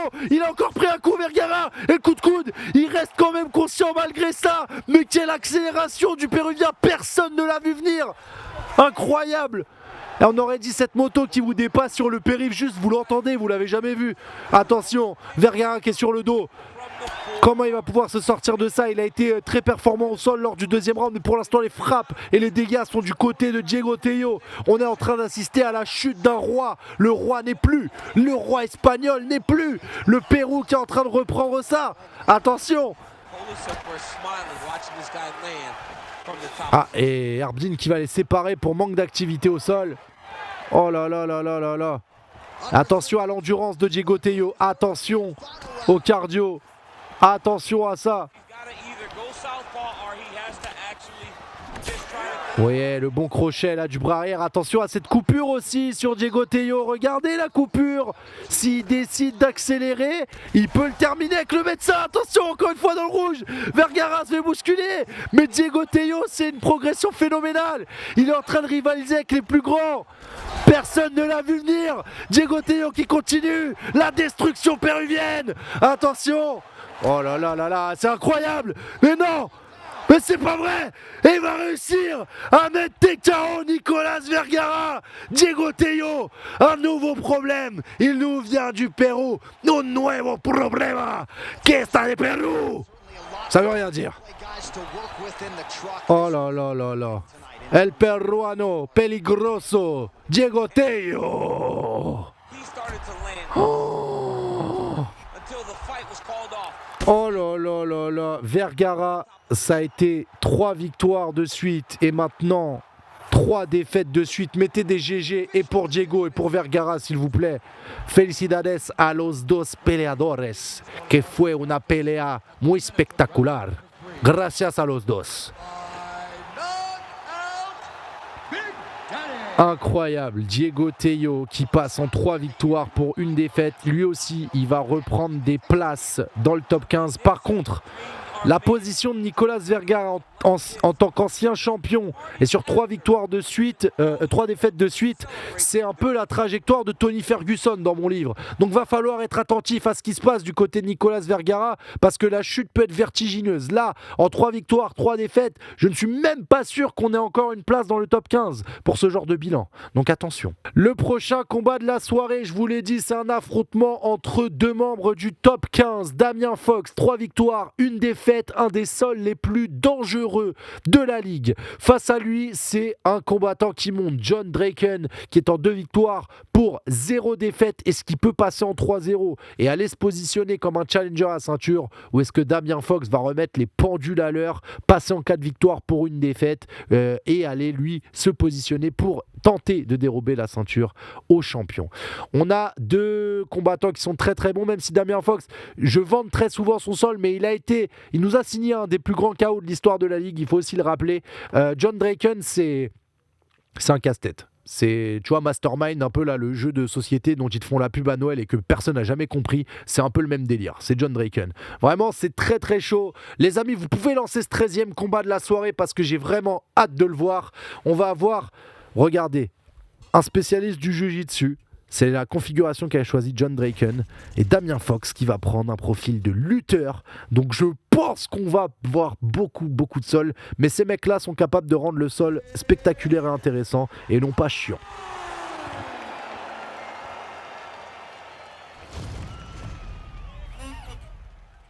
Allez les amis, encouragez votre combattant préféré, on se rapproche du combat du champion Tony Pacartas. Damien Fox à gauche face à John Draken.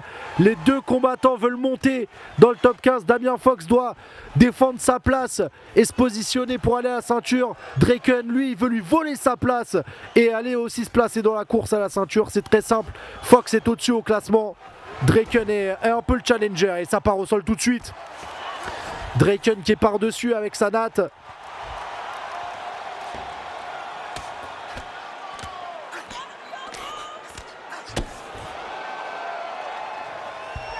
Et allez, on va commencer à voir la stratégie de John Draken qui fait du travail de sape, là, ces petites frappes qui vont permettre d'affaiblir doucement Damien Fox et surtout d'améliorer son grappling. Mais Damien Fox le retourne tout de suite. Damien Fox l'avait perdu contre Kevin Dobronk, je crois.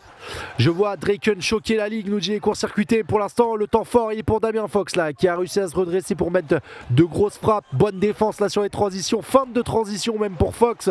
Et ça part dans tous les sens, c'est incroyable.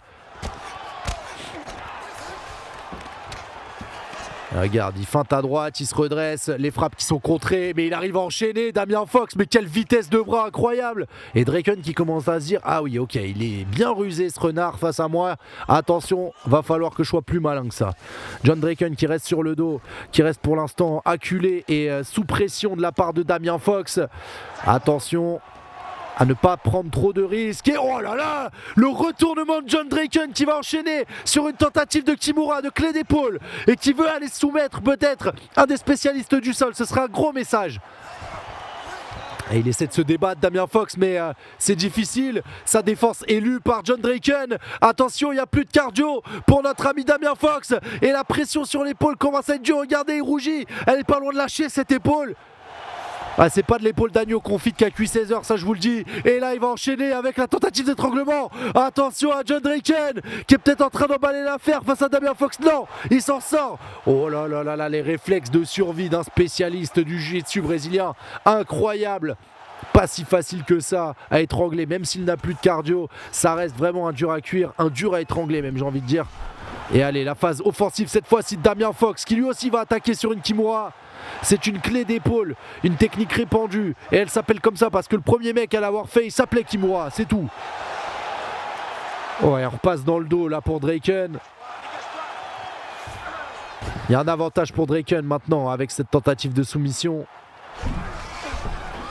Et on passe dans le dos cette fois-ci en mode ceinture de sécurité. Il n'y a plus beaucoup de cardio pour Damien Fox. Et attention parce que là, s'il arrive à verrouiller l'étranglement, John Draken, il va mettre fin au débat et il va passer en 3-0. Et c'est le cas. La soumission de John Draken qui soumet sur étranglement arrière Damien Fox. Incroyable, il choque la ligue à nouveau. Et il va monter dans ce top 15 et se rapprocher du champion. Quelle prestation exceptionnelle de John Draken, un véritable cauchemar au sol. Même Damien Fox n'a rien pu faire, c'est vous dire. Damien Fox qui passe en 3 victoires, 2 défaites. Des GG dans le chat s'il vous plaît pour ces 2 monstres du sol. C'est le champion sortant qui a été détrôné par Tony Pacartas, l'italien. Il est de retour et il va affronter un combattant qui a connu le chaud et le froid, mais on a vu sur son dernier combat qu'il était là pour être dominant, l'Algérien Selim Drezing qui est un ancien champion également des courts-circuités. Ces 2 combattants-là ont été champions de l'organisation des courts-circuités et ils sont de retour pour s'affronter. C'est un choc entre la Tunisie à gauche avec Mohamed Kagamix et l'Algérie à droite avec Selim Drezing. Selim Drezing qui est un combattant spécialiste de la boxe, des combinaisons à une vitesse complètement folle. Mohamed Kagamix, combattant ultra complet. 14e combat de la soirée, messieurs, lancez ce combat parce que celui-là, c'est vraiment une guerre absolue qui va être déclarée, je le sais.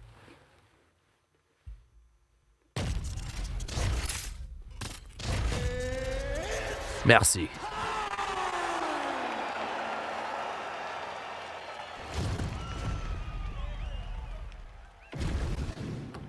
Encouragez votre combattant préféré à gauche, Mohamed Kagamix à droite, Selim Drezing. On est parti pour 3 rounds de 5 minutes de pure violence. Les 2 sont capables de se mettre KO. Kagamix est capable de soumettre. Et je ne pense pas qu'on ira à une décision vu la générosité des 2 combattants. Allez, on va tout de suite se régler à coup de gauche-droite en boxe.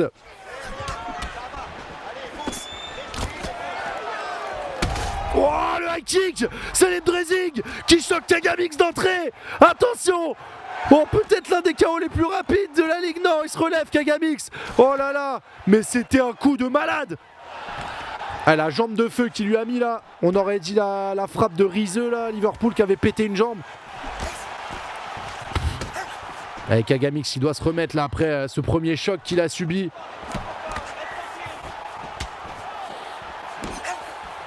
Et alors que Florian, le streamer de la chaîne Twitch RMC Sport, le bien nommé, est là pour encourager Kagamix, qui dit qu'il s'échauffe juste, bien sûr. Il est absolument pas sincère, vous le connaissez. Il est en train d'essayer de se voiler la face. Mais en tout cas, il a un favori et ça fait plaisir de voir dans le chat. Avec Kagamix, qui subit encore un petit peu la vitesse de frappe de notre ami Selim Drezing. Ah, ça va beaucoup trop vite. Ouais, Draken qui fait la pub pour son TikTok, voilà, qu'on n'a rien à faire des politiques de publicité dans le chat. Et attention, Selim Drezing qui a un gros avantage d'endurance, qui touche, qui a déjà mis une fois dans le rouge Kagamix, qui pour l'instant vraiment est en train de prendre le rythme du combat.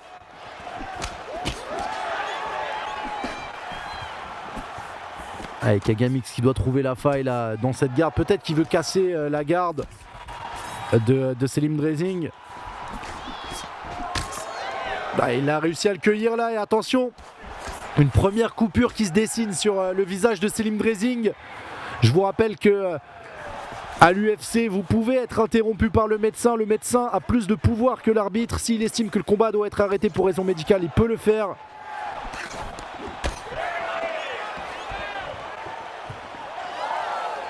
Et attention, Kagamix qui commence à provoquer.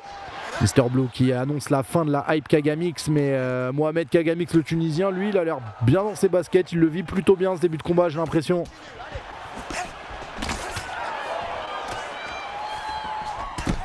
Ouais, un très bon coup là pour Kagamix.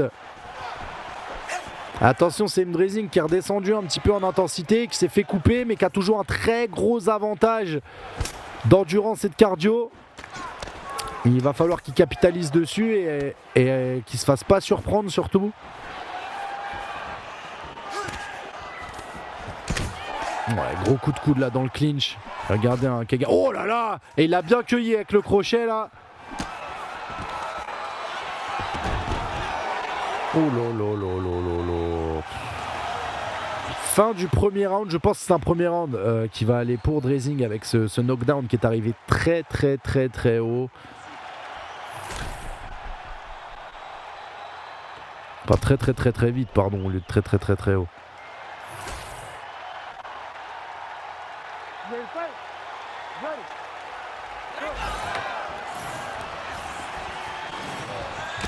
Ouais, pas mal ça. Et d'entrée de jeu, il a tenté un gros middle. Attention là, le bras arrière de Kagamix. Il commence à connecter l'overhand qui est pas passé loin. Ah, le high kick était vraiment fou. Ouais, j'ai vu ce combat annoncé chez les amateurs, Susu, on en reparlera, mais c'est un très beau combat. Attention, Kagamix, une nouvelle fois mis au sol. Deuxième knockdown du combat en faveur de Selim Dressing sur Kagamix. Attention, l'ancien champion qui se fait bousculer par Selim Dressing. Je viens de lâcher une constellation, c'est terrible.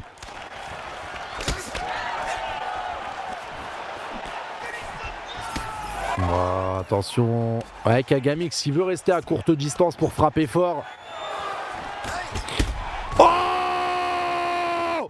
Oh la patate! Oh là là là là, il a éteint la lumière sur un coup, Selim Dressing! Il a éteint l'ancien champion! Et il passe en 3 victoires pour une défaite! Un monde s'effondre! Et on parlait de la chute de Vergara, mais c'est une nouvelle chute pour Mohamed Kagamix! Incroyable! Oh là là, elle est parfaite, elle est plein menton, et c'est une commotion qui dit bonne nuit, Kagamix. Waouh! Oh, je suis choqué. Oh là là là là, je l'ai pas vu venir ce KO, surtout sur une frappe qui peut paraître si anodine de prime abord. Oh là là là là là là. 1, 2, 3. Viva l'Algérie. 1, 2, 3. Viva Selim Dressing. Allez les amis, là on a le combat le plus exceptionnel des plus gros spécialistes de sol et de grappling de la ligue. C'est tout simplement les deux meilleurs, les plus spectaculaires, les plus imprévisibles. Franchement, c'est impossible de départager les deux par stat, par bilan ou quoi. Donc en vrai de vrai, là, c'est le combat pour régler qui est le roi du sol. Qui est le roi du sol de cette ligue? Est-ce que c'est Kevin Dobronx, 4 victoires pour une seule défaite? Sa défaite, c'est face à Tony Pakartas, le champion? Ou est-ce que c'est Abdelazang, qui lui aussi, je crois, a une défaite face à Tony Pakartas, le champion? Je crois que les deux se sont fait marbrer par le même mec, en fait. C'est un peu le point commun qu'ils ont. C'est comme s'ils avaient été têches par la même meuf. Sauf que c'est un peu plus douloureux. Et Kevin Dobronx qui a une victoire de plus parce qu'il avait rejoint la ligue avant. Ouais, duel au sommet, c'est sans doute... Ouais, c'est vraiment sans doute le meilleur duel qu'on puisse faire sur deux spécialistes du sol. C'est presque une demi-finale, hein, parce que franchement, si Kevin Dobronx passe en 5 victoires pour une défaite, il mérite largement son title shot. Hein. Il mérite son combat pour la ceinture et tenter de renverser le champion, les amis. Donc non, là on a un très gros combat. On va dire que sur les stats, vite fait, favori Kevin Dobronx, mais attention à Abdelazang parce qu'il a le casque de lutte, les gars, ça peut être très dangereux. Messieurs, vous pouvez lancer ce combat. C'est le co-main event de cette soirée, le 15e combat UFC 5 de ce soir. J'espère que vous êtes prêts. Et là, franchement, retenez votre souffle et vraiment prenez des notes parce que ce qu'ils vont faire, on n'est pas beaucoup à être capable de le faire. Allez, à gauche de l'écran. Ah yes, il va. Merci Kevin. Bon réflexe. Kevin Dobronx à gauche, Abdelazang à droite avec son casque de lutte. C'est parti pour le co-main event de la soirée. 5 rounds de 5 minutes. 3 manières de s'imposer. Le KO debout, et c'est ce qu'ils sont en train de faire en se frappant. La soumission au sol, et c'est la spécialité de ces deux combattants. Ou alors la décision. Et pour ça, il va falloir être stratégique et gagner des rounds en faisant le plus de dégâts sur le plus de rounds possible.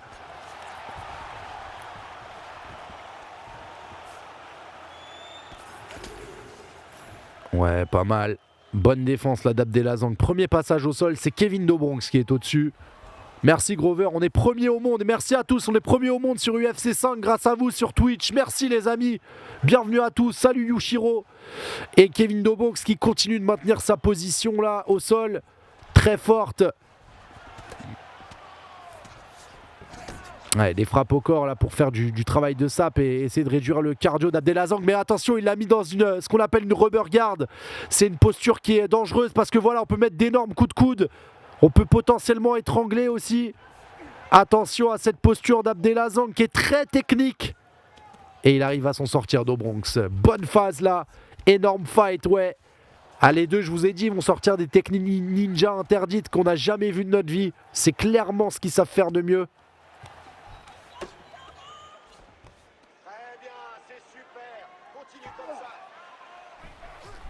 Et j'ai repris mon souffle. Il y a la tentative d'étranglement de Kevin DeBronx tout de suite. Et il va abandonner son étranglement pour prendre une position dans le dos. Et ça, c'est vous dire le niveau de technicité. C'est-à-dire qu'il était en train d'étrangler. Il a dit non, non, attends, je vais aller dans son dos finalement. Il a pris le dos. Maintenant, il passe sur le côté. Il est en demi-garde. Et il va attaquer la clé de talon ou la clé de genou. Il attaque la jambe en tout cas. Et il n'y a pas beaucoup d'endurance pour Abdelazang. Attention, la clé de talon, Cyril. Attention. Oh là là là là, ça commence à être chaud. Ouh, il n'est pas passé loin de la correctionnelle Abdelazang. Mais regardez ce qu'est capable de faire Kevin DeBronx. On a l'impression qu'il abandonne une position dominante pour faire moins bien. Mais non, tout est réfléchi. Et il arrive à trouver les soumissions.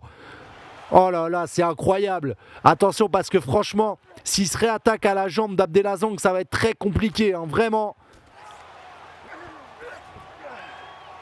Avec Kevin DeBronx qui est toujours par-dessus, il est en train vraiment de dominer ce premier round. De la tête et des épaules, avec des techniques ultra spectaculaires. Et il va réattaquer sur la clé de bras cette fois-ci. Est-ce qu'il aura le temps d'attaquer cette clé de bras? Il reste moins de 10 secondes. Il faut qu'il tire ce bras en hyper extension pour tenter de terminer Abdelazang. Non, c'est la fin du round. Oh là là là là là là. Ouais, DeBronx fait partie effectivement des 100 meilleurs au monde. Il y a un classement de référence, un espèce de Fight Matrix du UFC 5. Ça s'appelle le Top 100. Et Kevin DeBronx en fait partie. Voilà, vous le savez maintenant. C'est posé. Et Tony Pakartas en fait partie aussi. Et il faudra que je remette à jour cette liste parce que je pense qu'il y en a d'autres. Incroyable. La clé de talon, j'ai cru qu'elle allait passer premier coup. J'ai eu très très peur. Merci à tous, hein. On est 1100. Vous êtes toujours fidèles au rendez-vous UFC 5. Mais quel kiff c'est. Merci à vous de croire en ce projet, de lui donner de la fort. Vous inquiétez pas, il va évoluer très très vite avec du très très lourd. On est reparti pour le deuxième round et cette fois-ci Abdelazang essaye d'aller marquer des points un petit peu debout parce qu'il a vu qu'au sol, c'est très dangereux ce que propose Kevin DeBronx. Abdelazang là, attention. Oh, belle uppercut bien placé. Il a choqué et il va l'amener au sol, Kevin DeBronx. Non, il se jettera pas sur lui. Et il va essayer cette fois-ci de le saisir. Ça y est, il l'emmène et il est au contrôle. Attention, Abdelazang cette fois-ci qui a la position supérieure. On l'a très peu vu dans le premier round. Abdelazang être par-dessus. Il se relève. Ok, il a peut-être plus envie de partir dans la bagarre. Il sent qu'il a peut-être plus de puissance dans les mains que DeBronx. Mais DeBronx, regardez cette ceinture et le sac à dos à la manière de Dora l'exploratrice. Il va l'amener au sol tout en délicatesse. Il va pouvoir une nouvelle fois tenter d'attaquer un étranglement arrière. Il va surtout voir quelles sont les réactions d'Abdelazang pour essayer de se placer au meilleur des moments. Abdelazang qui se fait étrangler, c'est verrouillé, il change de couleur et c'est terminé, il a tapé. Kevin DeBronx est le roi du sol. Il est en 5 victoires pour une défaite et il vient de soumettre Abdelazang. Il sera potentiellement le nouveau challenger à la ceinture. Kevin DeBronx, une nouvelle soumission à son actif. C'est un virtuose du sol, c'est le maître, c'est la ceinture noire de cette ligue. Il est incroyable, putain. Waouh. Dans la ligue UFC 5 d'RMC Sport, il n'y a qu'une ceinture, qu'un seul champion, qu'un seul trône. Ce trône, celui qui est assis dessus en ce moment, il est à gauche de votre écran. Il vient d'Italie et c'est un combattant dominant. Et après avoir balayé les 3/4 de la ligue, il va une nouvelle fois, et il va pour la première fois même tenter de défendre sa ceinture de champion. Spécialiste du combat debout, il est ultra complet, équilibré. Il s'appelle Tony Pakartas. 5 victoires pour 0 défaite. Et face à lui, le nouveau challenger venu de Turquie, surpuissant, surdominant. Il balaye lui aussi tous ses ennemis et ça a l'air presque trop facile. On se demande si les mecs en face sont des combattants. Il s'appelle Anil Gley. 3 victoires pour 0 défaite. C'est votre main event. Vous pouvez lancer ce combat, messieurs. À 2 doigts de mourir. Et mettez en 5 rounds aussi. Ouais, faites pas des phases. Qui a mis USB-C? Vous êtes des... Les mecs, on leur dit mettez hashtag BSD, ils ont mis hashtag USB. I'm dead. Bon, on a perdu les deux combattants. Les deux, ils ont fait... check, Tony. Non, mais il y a un bug. Parfois, ça écrit 3 et c'est en 5, les gars. Calmez-vous. À tout moment, ils ont lancé en 5. Vous inquiétez pas. Merci pour la prédit, Grover, t'es un monstre. Le main event of the evening. Tony Pakartas, champion en titre. À gauche de votre écran, face au challenger, le Turc. Anil Gley, à droite. Qui sera le nouveau champion ou qui sera le champion pour l'instant toujours invaincu? Soit Tony Pakartas, soit Anil Gley. Il y en a un qui va connaître la défaite pour la première fois ce soir et c'est exceptionnel. Allez, Tony qui va emmener au sol, mais il se relève tout de suite. Anil Gley. Et le Turc qui, oh là là, qui a pris un uppercut là, de l'Italien avec cette boxe redoutable. Pakartas à gauche a fait faire des cauchemars à de nombreux combattants. Et Anil Gley pour l'instant c'est un peu l'énigme de notre ligue. On ne sait pas s'il a le niveau ou pas. Il se retrouve un peu là comme Dricus du Plessis. On se dit mais non mais... Ça a l'air facile, mais bon, c'est pas ouf en face. Et ben non, il est là et il peut se retrouver nouveau champion.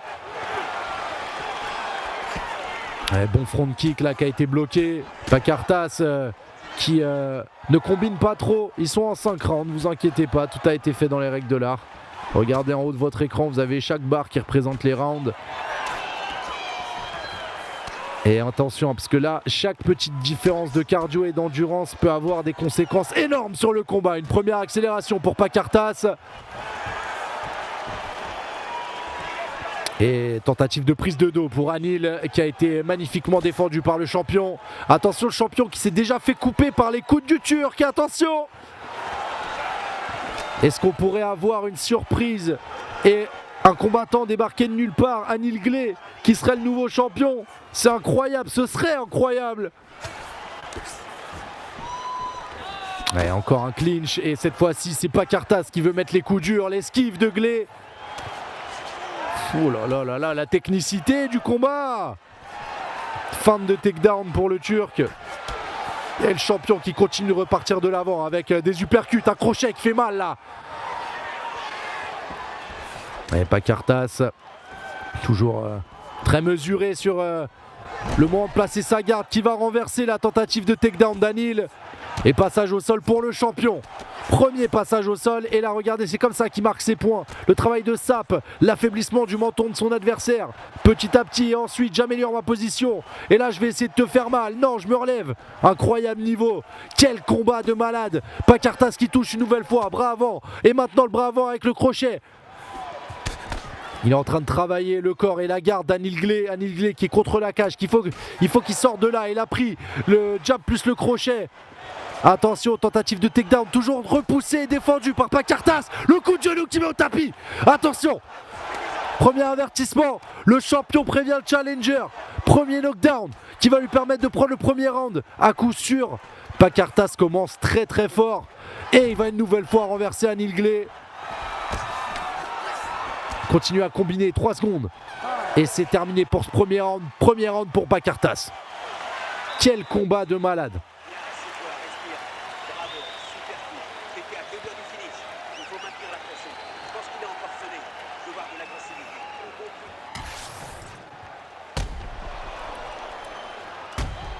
Oh là là, par contre ce clinch là il a fait des grosses différences. Et c'est vrai que parfois c'est dans des détails. Et ce compartiment là du clinch, de saisie, peut parfois permettre de renverser un combat. Là Tony s'est très bien servi du clinch pour mettre des frappes très dangereuses à Anil Gley. Anil Gley qui maintenant doit réagir dans ce deuxième round. Il a tenté de shooter aux jambes, mais à chaque fois il se fait contrer par Pakartas avec toujours cette même gestuelle. Le champion pour l'instant est bien accroché à sa ceinture, mais attention, Anil Gley, lui, il est en train de ceinturer le champion, mais il n'arrive pas à l'amener. Et si, il est réussi, il a dû s'y prendre en 2 temps, et il a réussi à amener l'Italien au sol. Attention, c'est une séquence qu'on n'a pas l'habitude de voir. Est-ce qu'Anil Gley est capable de faire du travail au sol sur Tony Pakartas ?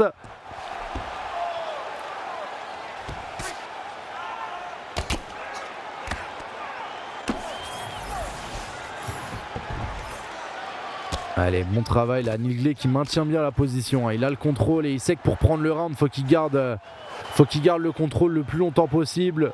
Ciao à toi Sherby, j'espère que t'as bien kiffé ta blague. Et Anil en tout cas il continue d'avoir le contrôle, il met des frappes. Même si c'est pas les frappes les plus dangereuses, regardez, hein, petit à petit ça va faire mal à l'endurance de Pakartas. Pakartas qui lui essaye de répondre. Mais regardez l'avantage en haut, tout en haut, là, le grappling qui est en faveur d'Anil. C'est pour ça que Pakartas met des frappes, parce qu'il veut essayer de s'en sortir. Voilà, et là il l'a bien fait.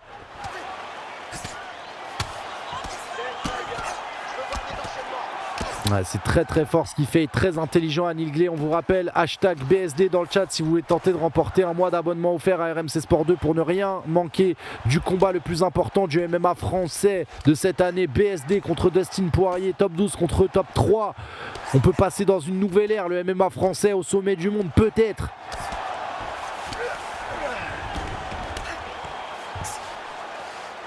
Ouais, encore un bon passage d'Anil Gley qui veut frapper fort là, le coude qui sera dans la garde. Ouais, combat de niveau mondial, très clairement Anil Gley ne rougit absolument pas face à Tony Pakartas. Regardez comme il garde la position supérieure. Il est en train de prendre le deuxième round. Il est en train de prendre le deuxième round, Anil Gley, les amis. Notez ça dans vos calepins. Le Turc est en train de renverser le deuxième round avec un contrôle qui nous rappelle Benel Dariush avec ses cheveux grisonnants. Personne connaît Benel Dariush, enfin bon, si certains connaisseurs du UFC, mais bon voilà quoi.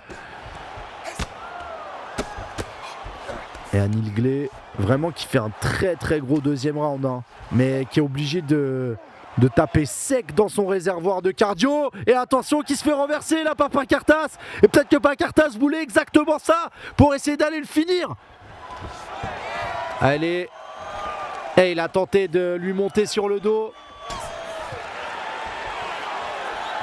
Ça a été bien défendu et repoussé par Anil. Il y a un écart de cardio qui est monstrueux entre les deux. Et regardez, il y a une coupure qui commence à être très prononcée sur le visage d'Anil Gley, sur la droite de son visage. Oh là là là là, Pakartas. Bon, le deuxième round va quand même à Anil, je pense. Mais là, il y a des signes qui sont quand même assez inquiétants pour un combat sur la durée. Pakartas a un cardio quasi illimité pour l'instant. Et Anil Gley commence à montrer des signes de fatigue et un petit peu de résistance qui flanche.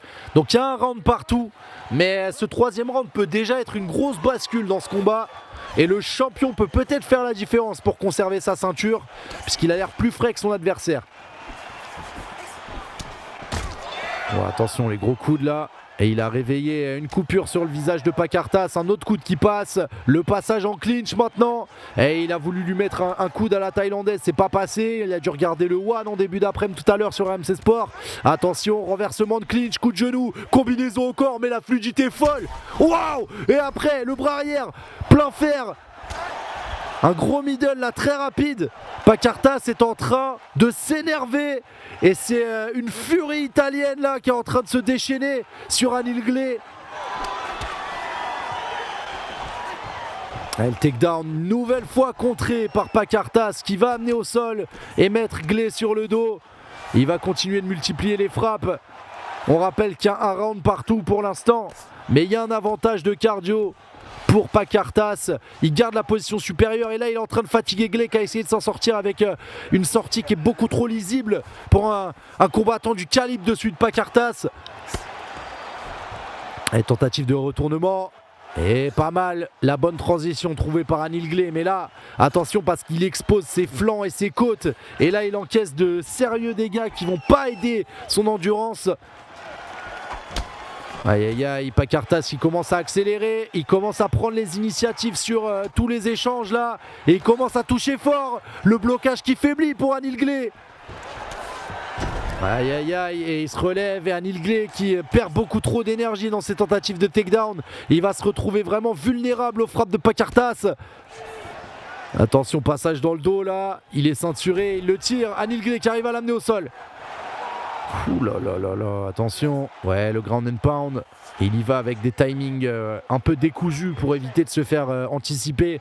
C'est très malin de sa part, Anil Gley. Merci pour les follow. Et il va se relever, Tony Pakartas.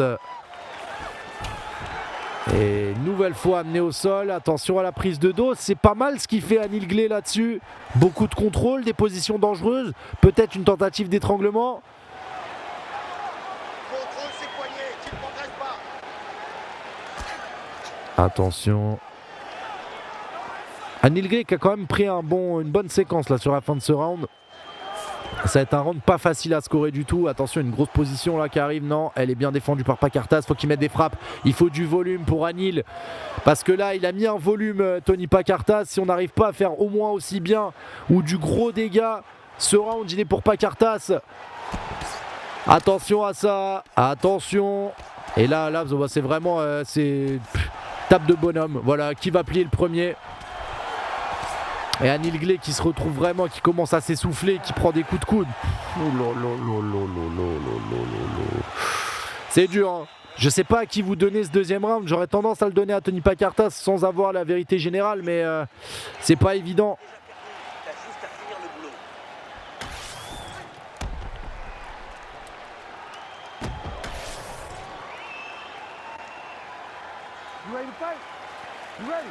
Ouais, MMA Champagne nous dit qui pue de cils.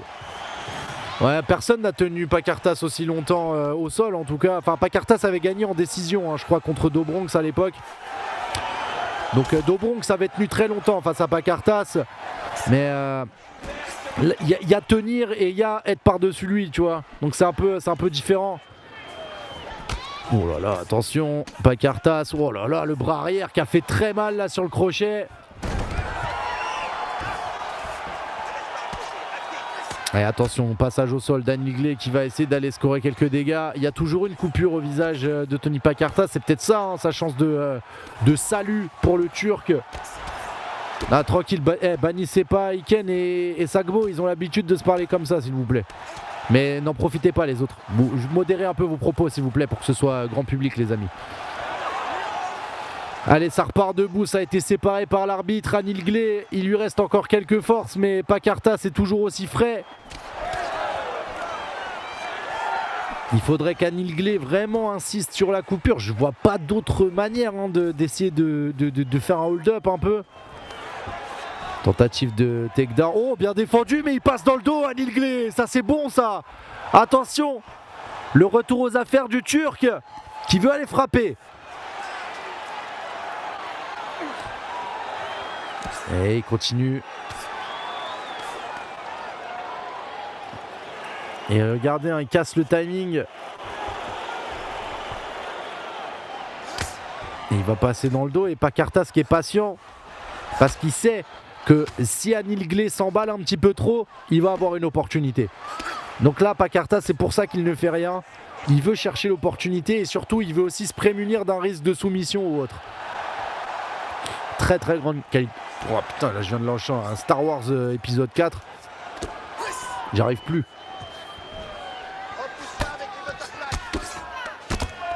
Encore des frappes. Et encore Anil Glé qui est par-dessus. Hein. Le temps de contrôle d'Anil Glé là. Ça commence à être beaucoup hein, dans ce round.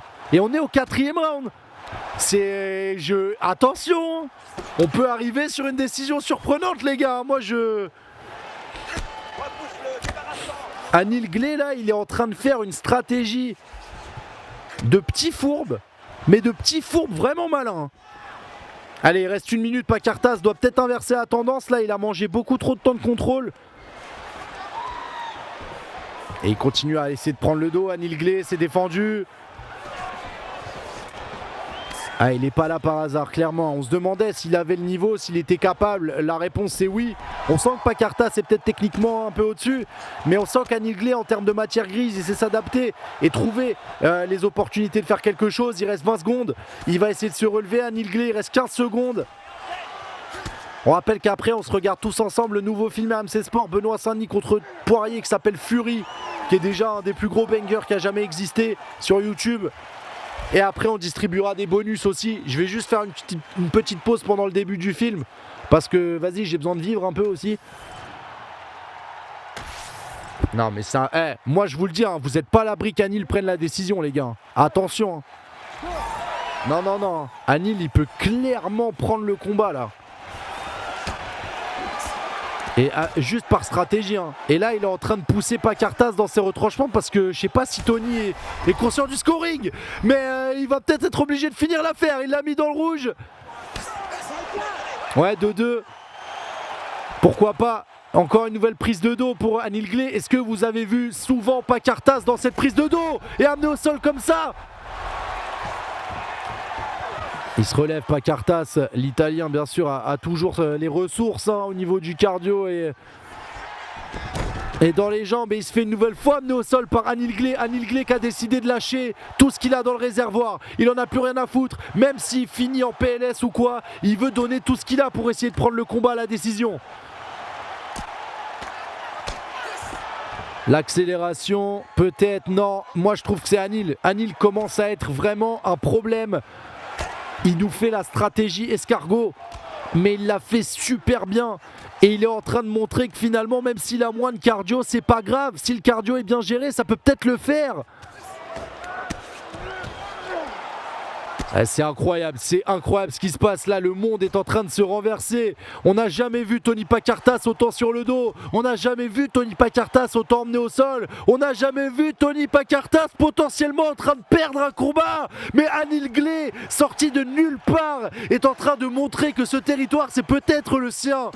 Il continue de garder le contrôle, il met les frappes, il reste 2 minutes, s'il les tient, il peut être le nouveau champion. C'est incroyable ce qui se passe, vous vous rendez pas compte? Il est vraiment en train de donner tout ce qu'il a.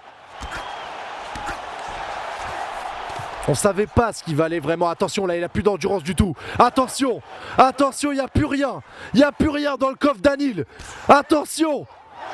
C'est maintenant qu'il ne faut pas faire d'erreur. C'est maintenant que le mental doit être solide. C'est maintenant qu'il faut la mentalité de Benoît Saint-Denis.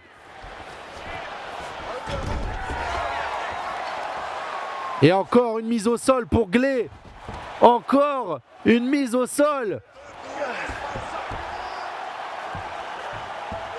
Non, c'est pas un gros rouge, hein, je pense. Hein. Et derrière, il a pris un rouge sur le takedown aussi, Pacartas. Attention. Hein. Je suis pas sûr qu'on soit sur un round pour Tony là, vraiment.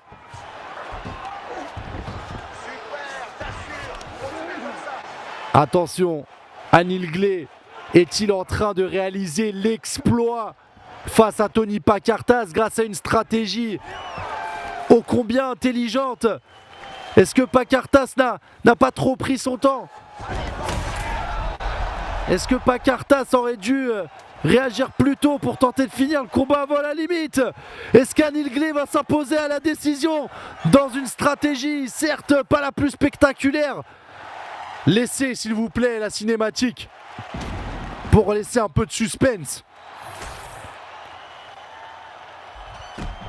Oh là là là là là là. Déjà GG aux deux, peu importe le résultat, merci pour le spectacle. C'est rare qu'on ait 5 rounds complets, on les a eus, c'était mérité techniquement. L'adaptation en cours de combat d'Anil est complètement folle. Et lui qui se fait déborder très tôt, arrive à rester jusqu'au bout des 25 minutes du main event. Mettez des GG, mettez des flammes, mettez des couronnes pour ces deux rois qui nous ont livré une prestation de malade. Allez, on va laisser, on écoute les juges. Enfin, on écoute Bruce Buffer. After 5 rounds, we go to the judges' scorecards for a decision. All 3 judges score this contest 50-45. Declared the winner by unanimous 5 rounds à 0. and Oh non, c'est pas Carthage, j'ai eu peur. Ah, le Nnou, il m'a fait flipper. 5 rounds à 0. the Body Snatcher.